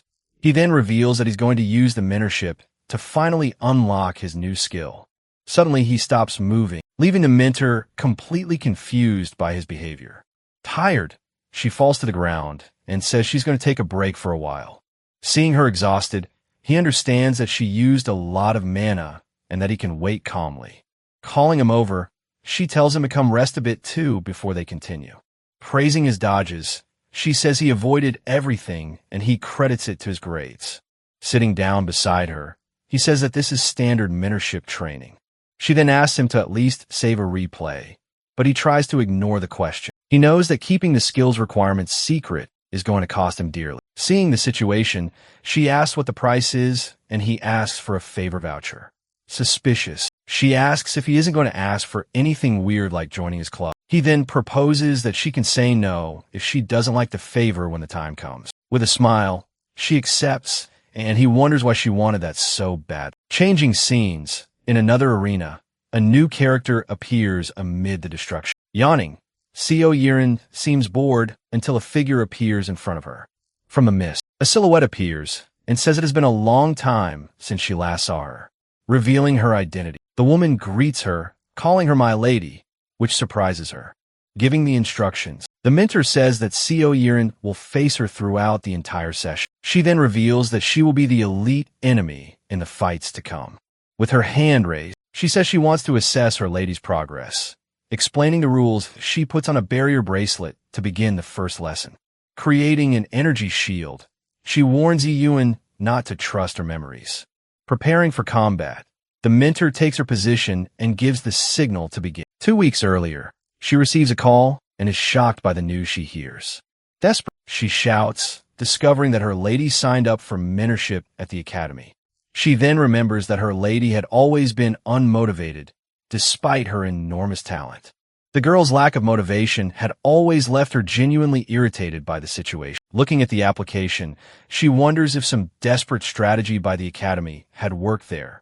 Tired, she had only hoped that the girl would at least show up to class more often. Regardless of the reason, she sees the registration as a rare chance to truly instruct her. With determination, she decides that she will use all her knowledge to teach her well. Back in the present, the mentor gets ready and warns that the training is about to begin. In silence, Yiyuan stares at the mentor with a slightly irritated expression on her face. Worried, the mentor wonders if she overdid it and whether she should lower the difficulty a little. Suddenly, Yiyuan materializes a weapon, surprising the mentor with her new skill. She then realizes that the girl formed a magic bullet with nearly flawless precision. Even with the refined bullet, she knows that other skills will be needed to break her shield. The mentor then plans to praise her progress and introduce the concept of projection in class. Without warning, Yiyuan fires with a bullet coming straight at her. The woman is left speechless, being thrown backward. She can hardly believe the magnificent progress of her prodigy student. Still shocked, she asks how Yiyuan mastered magic bullet and projection. She continues, wanting to know how the girl learned and trained 2 skills in 1 month. Discovering that Kim Ho taught her, she is surprised to learn that he suggested the mentorship. Seeing her dedication, the mentor swells with pride and asks the reason for the change. At that moment, Yiyuan remembers how Kim helped her. With a smile, she simply replies that she felt like doing it. That's all. Seeing the smile, the mentor is left speechless for a brief, intense moment. Then she goes into shock, realizing that her lady is smiling for the first time. The next day, Kim was asking Hee-well how the mentorship was going. He replies that it's going well, with a fantastic mentor and valuable training. When asked about the group, Hien reveals that Han Seo-mi was placed with him. Taking a sip of his drink, Kim Ho understands why he saw so many Sword Club members heading that way. Saying that was great, Kim encourages him to ask for a duel, but the boy reveals that he already had and was turned down. Kim comments that asking nicely might change things, so he says he'll try to find out what she's interested in to help his friend. Seeing the kindness, Hien thanks him, and Kim thought he had a strategy for that. Suddenly CEO Yiyuan arrives, and Han asks if the mentoring went well. Not understanding, the 2 boys see CEO Yiyuan's mentor right behind her. Introducing herself, the woman says she isn't Young-mi, the mentor assigned to her. Both Kim and Han introduce themselves. Then, adjusting her glasses, she says she has already heard a lot about the young man in question. At that, she asks to have a private conversation with him, which catches him a little off guard. Deciding to leave, Hien comments that it's better to give them some privacy, and the woman thanks him for his consideration. Handing over her card, she introduces herself as a team leader of the Hien Song group. Seeing the card, Kim Ho realizes he is dealing with a team leader from the group. He then deduces that CEO Yiyuan must be the granddaughter of some company executive, but the girl cuts in, revealing that Yu-mi is her personal butler and guardian. The woman then reveals that the reason she sought him out was because she wanted to discuss her lady's future with him. Feeling unqualified, he asks if others wouldn't be better suited for such a serious conversation, but the woman declares that there was no one more suitable than him. She then explains that what he managed to teach the girl in just a single month was something that not even private instructors and tutors had been able to do. Surprised, he asks if no one had taught her properly before, and she praises him. He then asks if she doesn't pay attention at home, leaving both of them speechless. Trying to smooth things over, the woman says that she focuses on what interests her, but he notices. He then says that he will support her, and the woman thanks the young man for his help. Sharing the news, the woman reveals that her abilities have advanced to C rank. Thoughtfully, he says that despite her power, she still needs more mobility and defense, so he suggests that the girl learn some mobility skill, and the woman asks if he had any to recommend. Our protagonist in turn recommends the skill Feather Walk, saying it would be the ideal option for anyone. Functioning like silent steps, the skill reduces weight and increases movement speed. besides helping dodge attacks. The technique also has a book that costs a fortune. With a smile, he imagines that this is not a problem for the High Zone group. She then says she will acquire the book and thanks him for his guidance at the moment. Asking him to accept a gift, she opens her inventory, leaving him a little confused, revealing it to be the item Cloud Step. She offers it as thanks for his great help. Seeing the item, he thinks it must be expensive, but that's to be expected from a group. In that case, he declares that he will gladly accept it, since he has great need of the item. Moving on, she asks him to continue taking care of her lady from now on. Hours later, Kim thought about leaving Yinen's development in her mentor's hands for now. He remembers what he had promised his friend, but decides that he needs to go to the workshop before anything else. Suddenly, he sees a limping figure and wonders if that's Hai over there. And, judging by the location, he notices she was coming from a PvP match. Seeing her condition, he wonders if the mentor defeated her that harshly. Calling her by name, he startles her, and she turns to him in surprise. Asking what he's doing there, she tries to keep her composure. He then comments that the mentoring must have been exhausting, but she denies it immediately. Seeing her reaction, he says she looks exhausted, and she tells him to stop. Admitting her tiredness, she asks if he called her over just to make fun of her. Denying it, he says he wants to ask something, but she refuses to answer the question. With a smile, he says that if that's the case, there's nothing more to be done. He then mentions the favor voucher, leaving her completely speechless on spot. At that moment, she remembers, and irritated, she tells him to just ask what he wanted. He then asks what Somi is interested in, which leaves her frozen, thinking he was interested in the girl. After he explains, the irritated girl says he should have said so earlier, but he defends himself. Thoughtfully, she says she wants to help, but that her friend is not easy to persuade. He then comments that he will convince her personally, which she says would be very helpful. Surprised, she notices that he is being very considerate, and he tries to explain himself. Embarrassed, she thanks him for the help, even though he denies the real reason for his attitude. Saying goodbye, he says he'll head out first, but she stops him from leaving. With a smile, he proposes another bet, and she accepts the challenge immediately. She then reveals that the bet will be about who can peel off more stickers in PvP. With a confident smile, he thinks that he has already removed them all. Asked about the prize, she answers that it will be another favor voucher like last time. He then deduces that she probably wanted to ask about the burn scars he has. Confident, he thinks he won't lose, so there's nothing to lose in the bet, so he smiles, accepting the deal, and they prepare for the challenge to come. Changing scenes, Kim had been called to the workshop, which he deduces means some problem. The blacksmith then reveals that there was a problem during the processing of the rare material, just as the young man had expected. Explaining the situation, the blacksmith comments that combining the items was easy, but the problem came after. The cold energy dissipated the heat of the furnace, preventing the metal from being properly shaped. Seeing the boy's reaction, the blacksmith notices that Kim Ho had already expected that result. He then asks if the young man has a plan B, which Kim confirms, though he says he wasn't sure it would work. Interested, the blacksmith asks what the boy would request if the plan worked, and, smiling, the boy thinks the man was very straightforward. Kim Ho then asks that, with whatever material is left over, a small item be made. Agreeing to the proposal, the blacksmith says he will make an extra item if the method works. And in that case, the boy says he will get in touch as soon as everything is ready. Kim understands that a master blacksmith would not abandon a difficult process, even if it meant paying an appropriate price. Revealing his plan, he figures that to melt the alloy, he needs a fire mage. His target is the head of the Ruby Magic Tower, one of the most powerful in the academy, and since she is his classmate's older sister, he has a way to get close. With the ruby in hand, he knows he will be treated as a very special guest. Meanwhile, Yin laments that she is getting crushed every day in mentorship. Even though her skills are improving, she still hasn't managed to land a single sticker. Worried about her body, she decides to go home and recover from the intense training. Arriving in the room, Yin screams, surprised to see her sister with Kim Ho. Sipping her tea, she says the boy doesn't need to return the ruby, since it was a gift, and then she asks him to take good care of her sister, which he agrees to with a smile.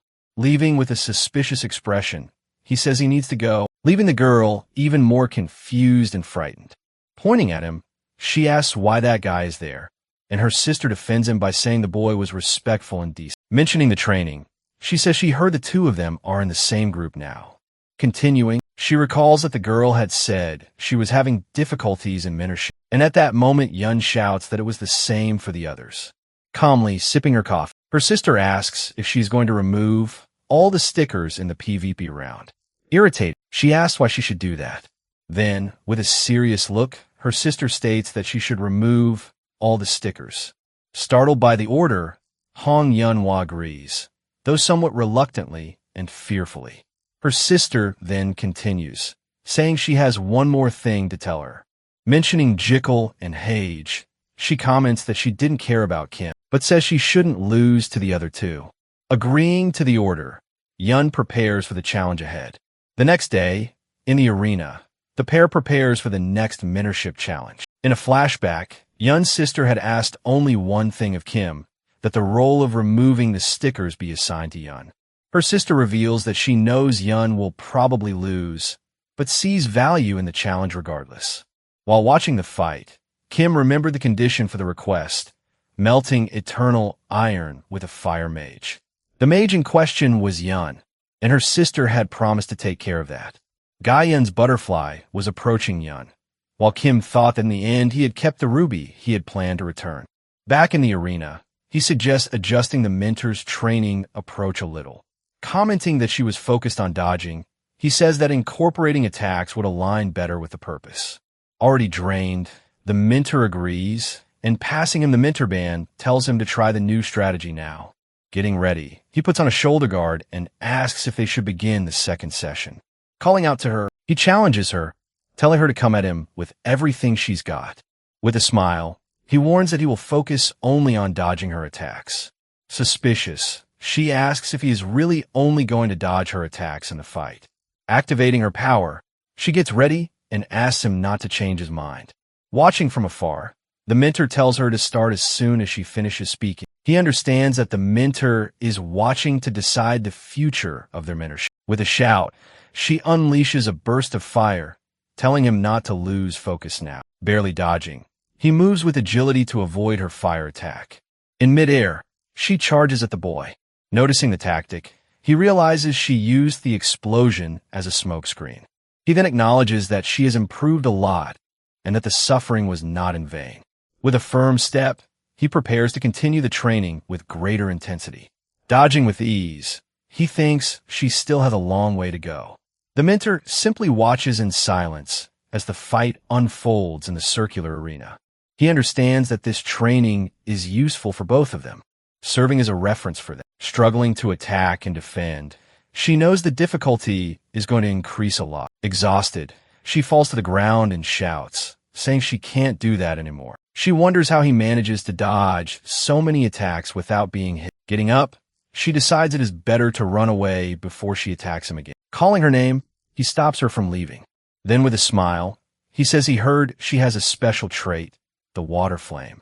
Surprised, she asks how he knows, and he reveals that her sister told him. Being a rare trait, the water flame is awakened by very few fire mages, strong enough to burn at the bottom of the sea. The trait gives an advantage against ice. He reveals that he knows her trait is stuck at rank E, which frustrates her when she finds out he knew that too. Kim thinks powerful traits grow less under normal conditions, but he thinks that only applies under normal conditions, and proposes a way for the girl to evolve. Surprised, she asks if he really can break the barrier and how he would do it. He then explains that to overcome the barrier, it is necessary to surpass the trait's specialty. With a smile, he says she needs to burn something immersed in extreme cold. She says she has already tried that a few times before, but had no success. However, he says that all of it melted in a short time. At that, he proposes using an item with intense cold that does not melt easily. Changing scenes, they arrive at the blacksmith's workshop to test the new idea. Yoan was nervous, while the blacksmith questioned whether that was the solution the young man had in mind, which our protagonist confirms. Even so, the blacksmith comments that he had already tried it with a fire mage and it was completely useless. The man comments that Being a first-year student, he did not give the impression that he would have a different result. But Kim asked him to give them one more chance. Suspicious, the blacksmith stares at the young man for a moment, thinking about his risky proposal. Agreeing to try, he tells the young man to show what he can do with the material. With a smile, Kim Ho simply looks at her, giving her a bit of confidence. Seeing the item, she notices the intense cold coming from the metal inside the furnace. Determined, she focuses her pillar of fire on a single point. Launching the attack, she fires a powerful blast of fire at the cold metal, creating thermal shock. The blacksmith then comments that it was the first time he had seen a mage maintain the power while piercing that ice, although he thinks the long process would still take some time to finish. Kim asks him to just give them a few more days, and seeing that there was hope, the man accepts without hesitation. Days later, in the arena, he realizes that today is the last day of the mentoring cycle. Arriving at the arena, Yeowon greets Kim and asks if he is there alone.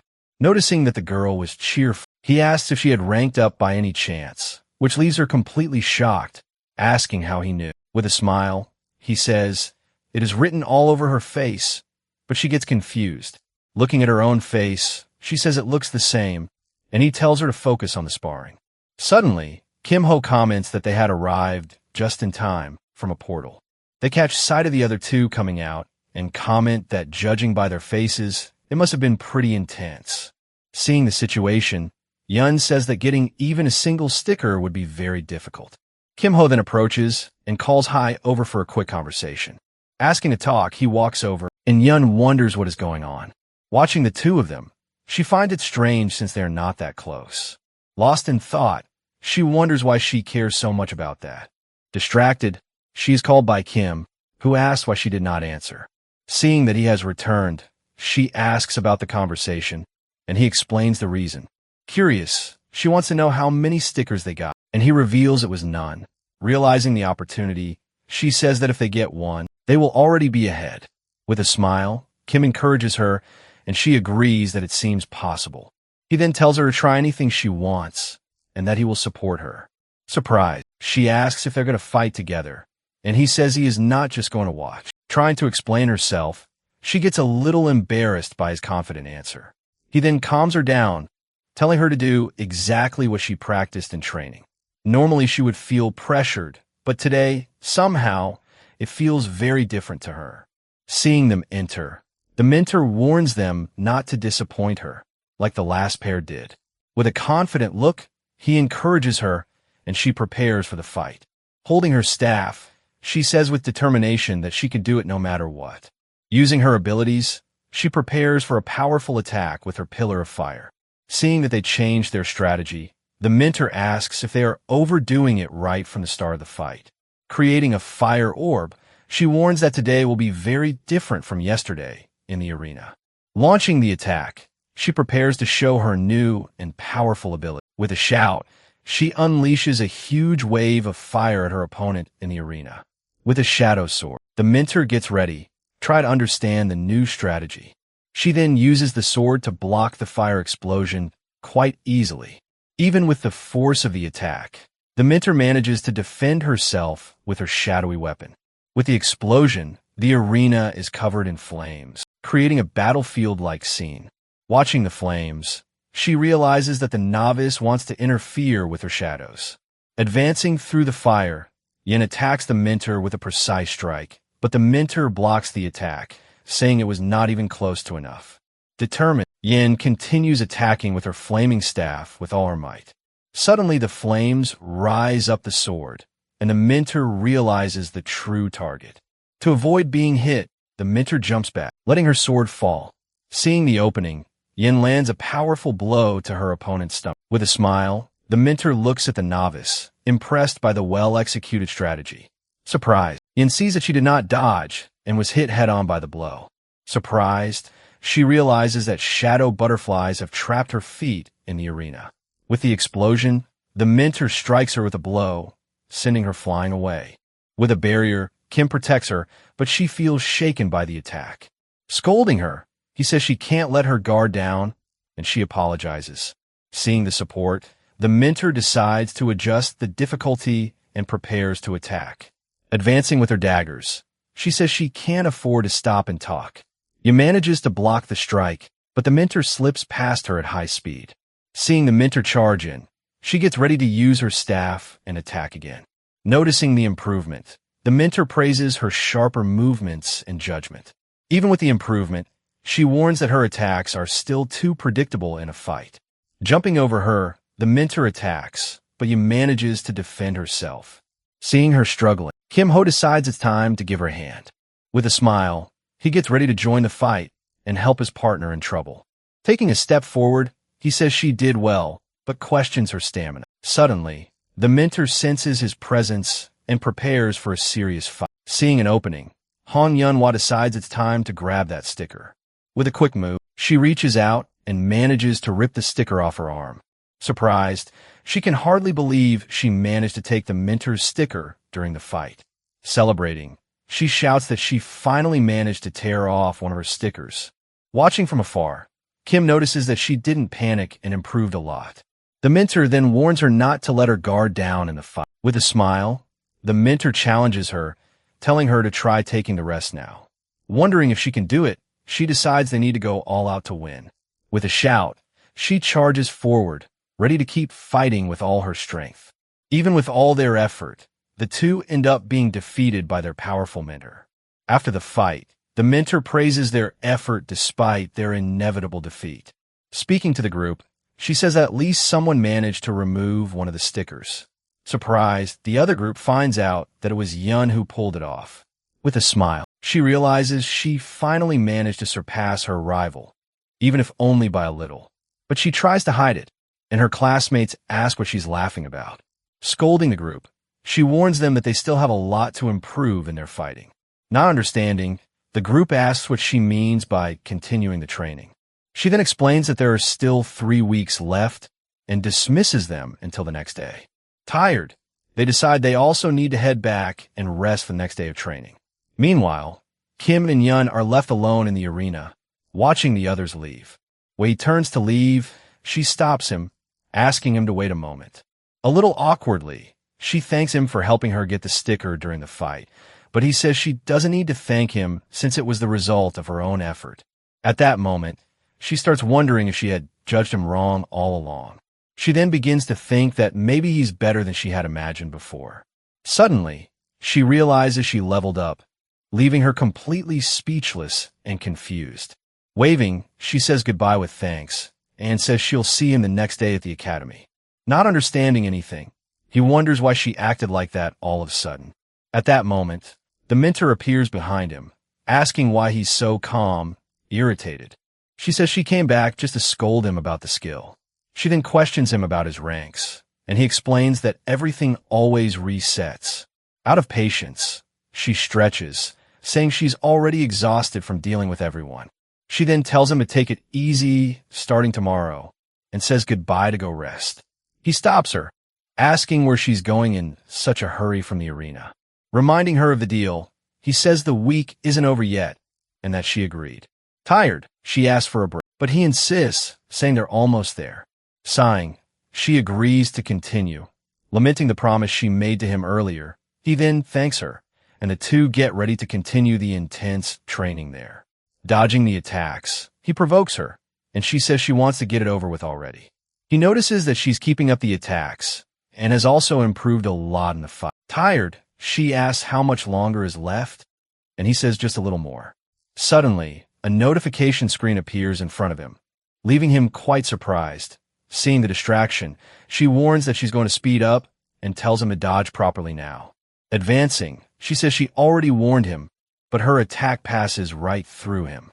Surprised, she senses something strange and realizes the blow didn't really hit him. Not understanding, she wonders what happened because she was sure she hit him.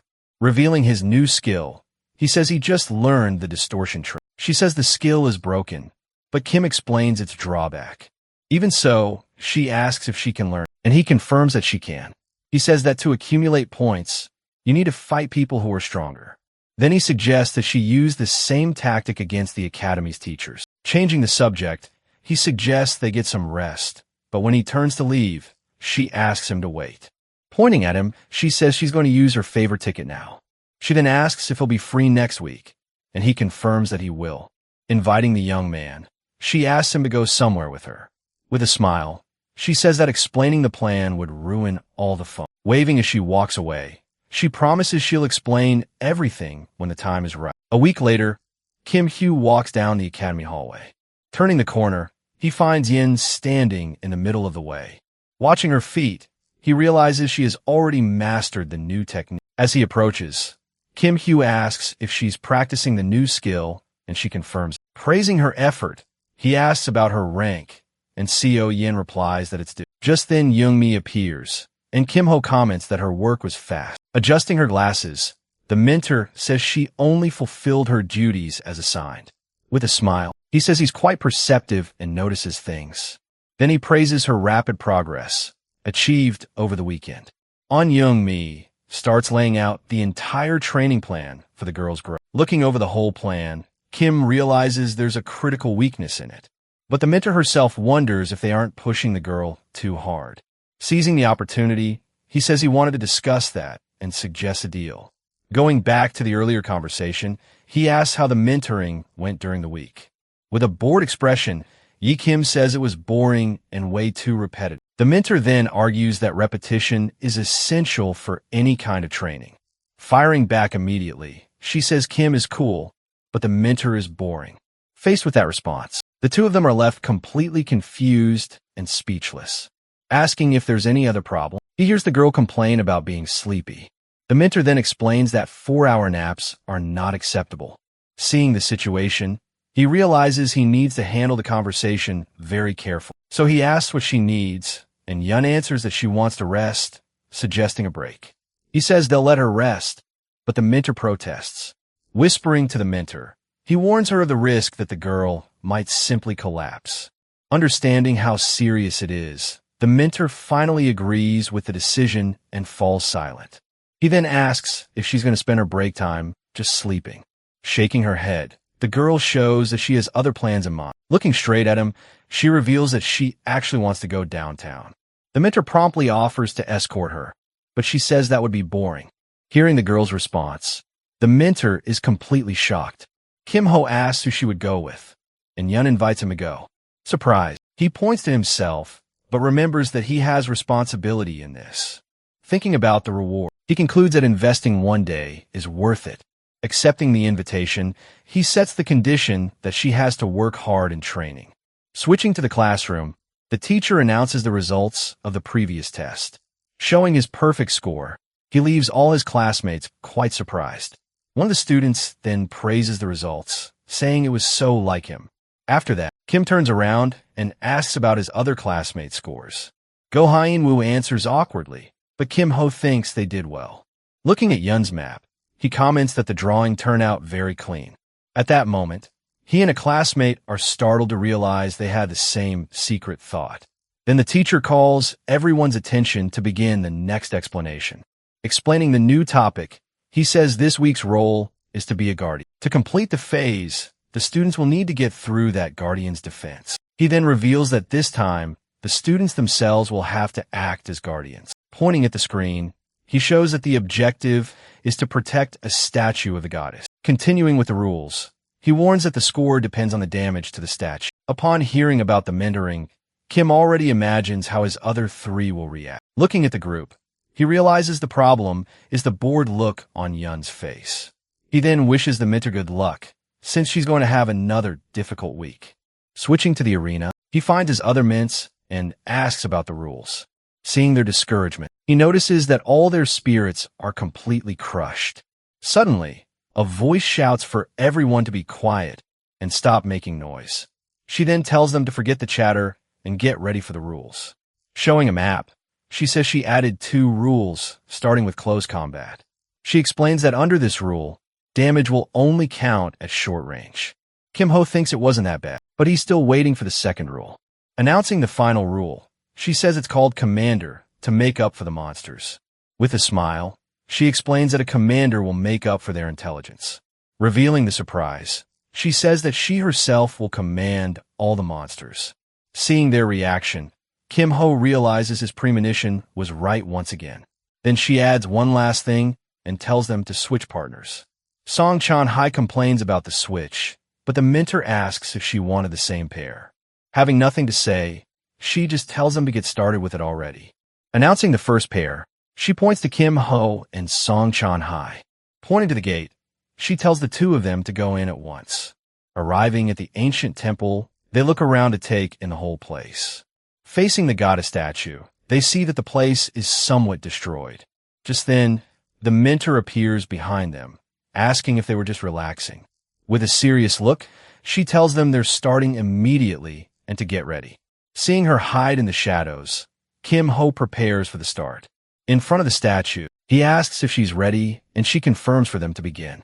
Seconds later, a horde of goblins appears, coming straight toward them. Song Chan-hai says she'll handle the front line and asks for support. With his arms crossed, he says he's counting on her to resolve the situation. Shouting for everyone to disappear, she attacks the horde with all her strength.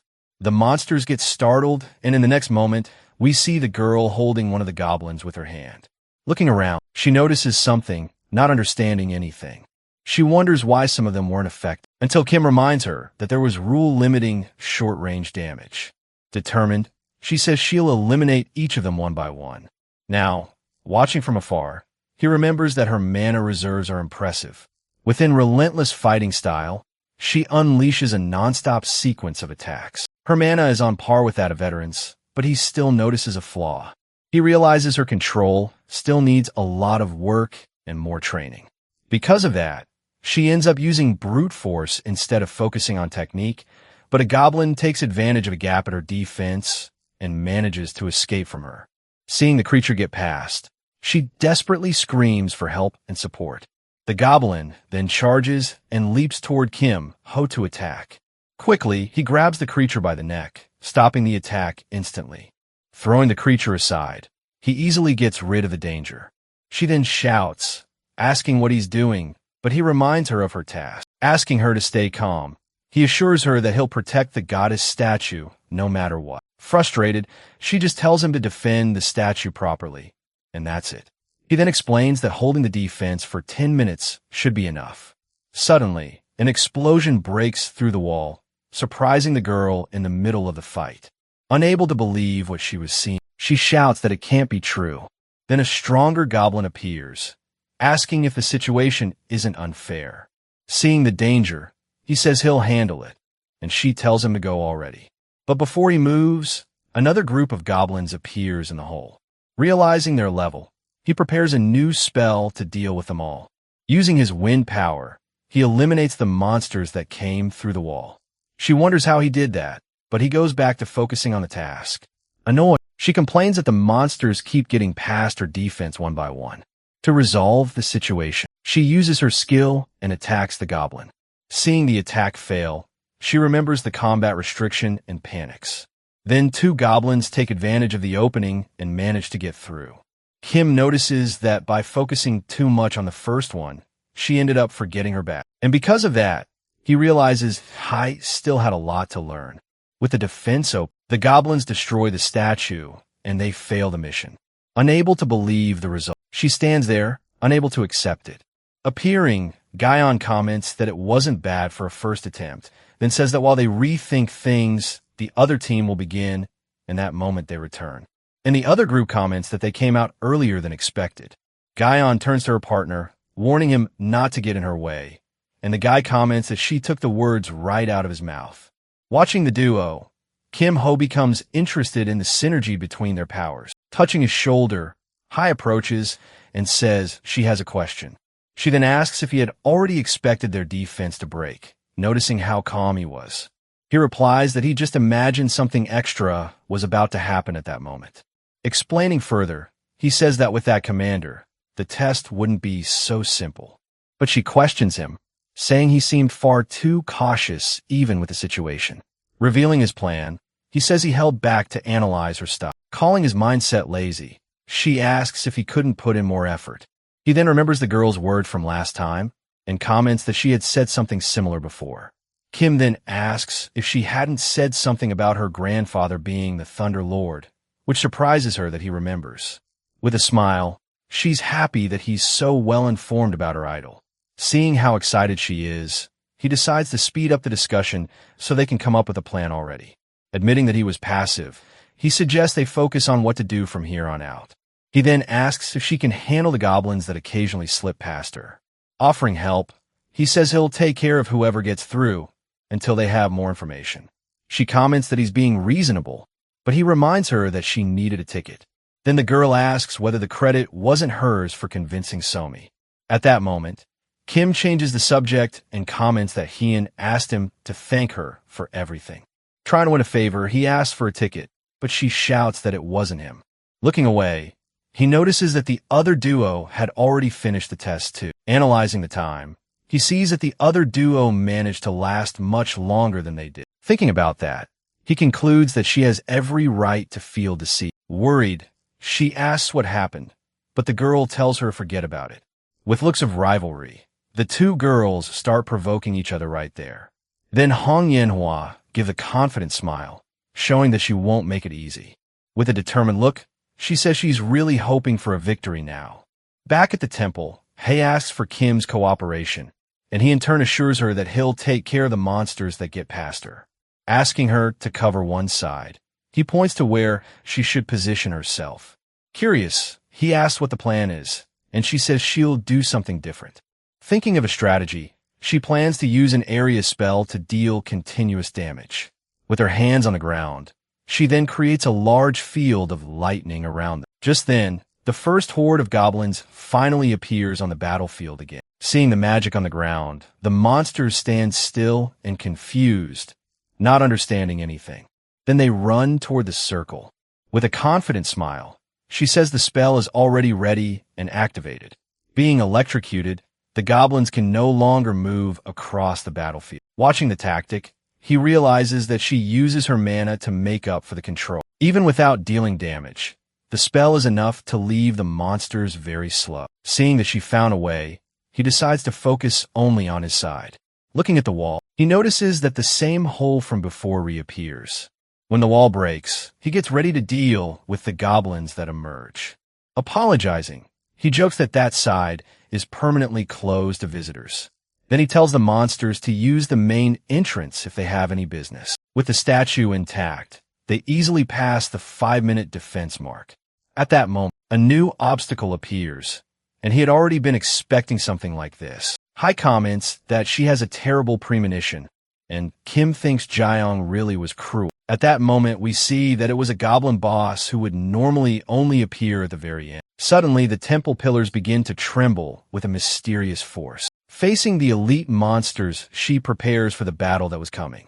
Attacking with everything she has, she lands a powerful blow and begins to dominate the enemy. However, Kim thinks the mission is about defense and prepares for the other goblins. Distracted, she sees a goblin passing by and running straight toward the goddess statue. But he creates a barrier and says that his defense is solid and secure. Giving the order, he tells her to focus on the elite while he takes care of the others. Understanding the plan, she turns back to the main fight against the monster. Concentrating all her strength, she prepares to attack the stronger enemy. With her feet covered in lightning, she charges at the enemy at high speed. She then launches a direct attack, surprising the elite goblin with her strength. Seeing the scene, he realizes that she understood the strategy for the next test. Trusting her, he activates his amplification to take care of his own side of the arena. Using his wind power, he throws all the goblins away without difficulty. While he deals with the horde, one of the monsters watches him from afar. Suddenly, the creature throws an axe,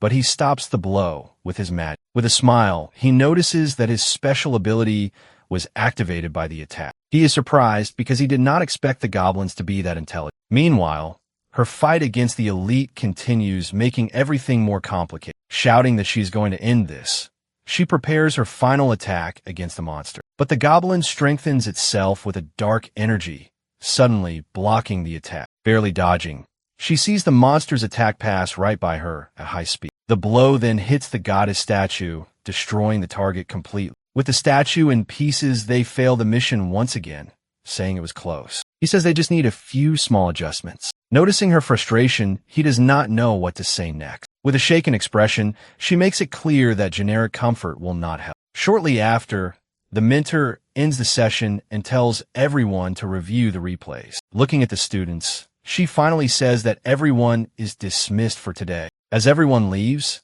Kim Ho thanks her for the work and the training. Confused by her expression, he asks what really happened during the test. Shrugging, she says she only set the objective and did not foresee the goblins. She then shouts that combat has unforeseen situations and they need to adapt. Noticing her smile, he stares at her, and she wonders what it is. Thinking about what he learned, he decides to focus on his own progress from now on. Having used his wind magic, he decides that it is time to get another skill. At that moment, he remembers Spiral Explosion, an essential skill for his style. He remembers that this was one of his main abilities in the game before Spiral Impulse. But to learn that magic, he needs to combine 3 other abilities first. With a plan in mind, he knows he needs to learn the weaker spells first. Finding Dang Yu Young, he asks for help mastering a new ability. She soon asks if it is a wind spell, and he immediately confirms. Angry, she shouts that she will not help, but he calms her down and explains. The next day,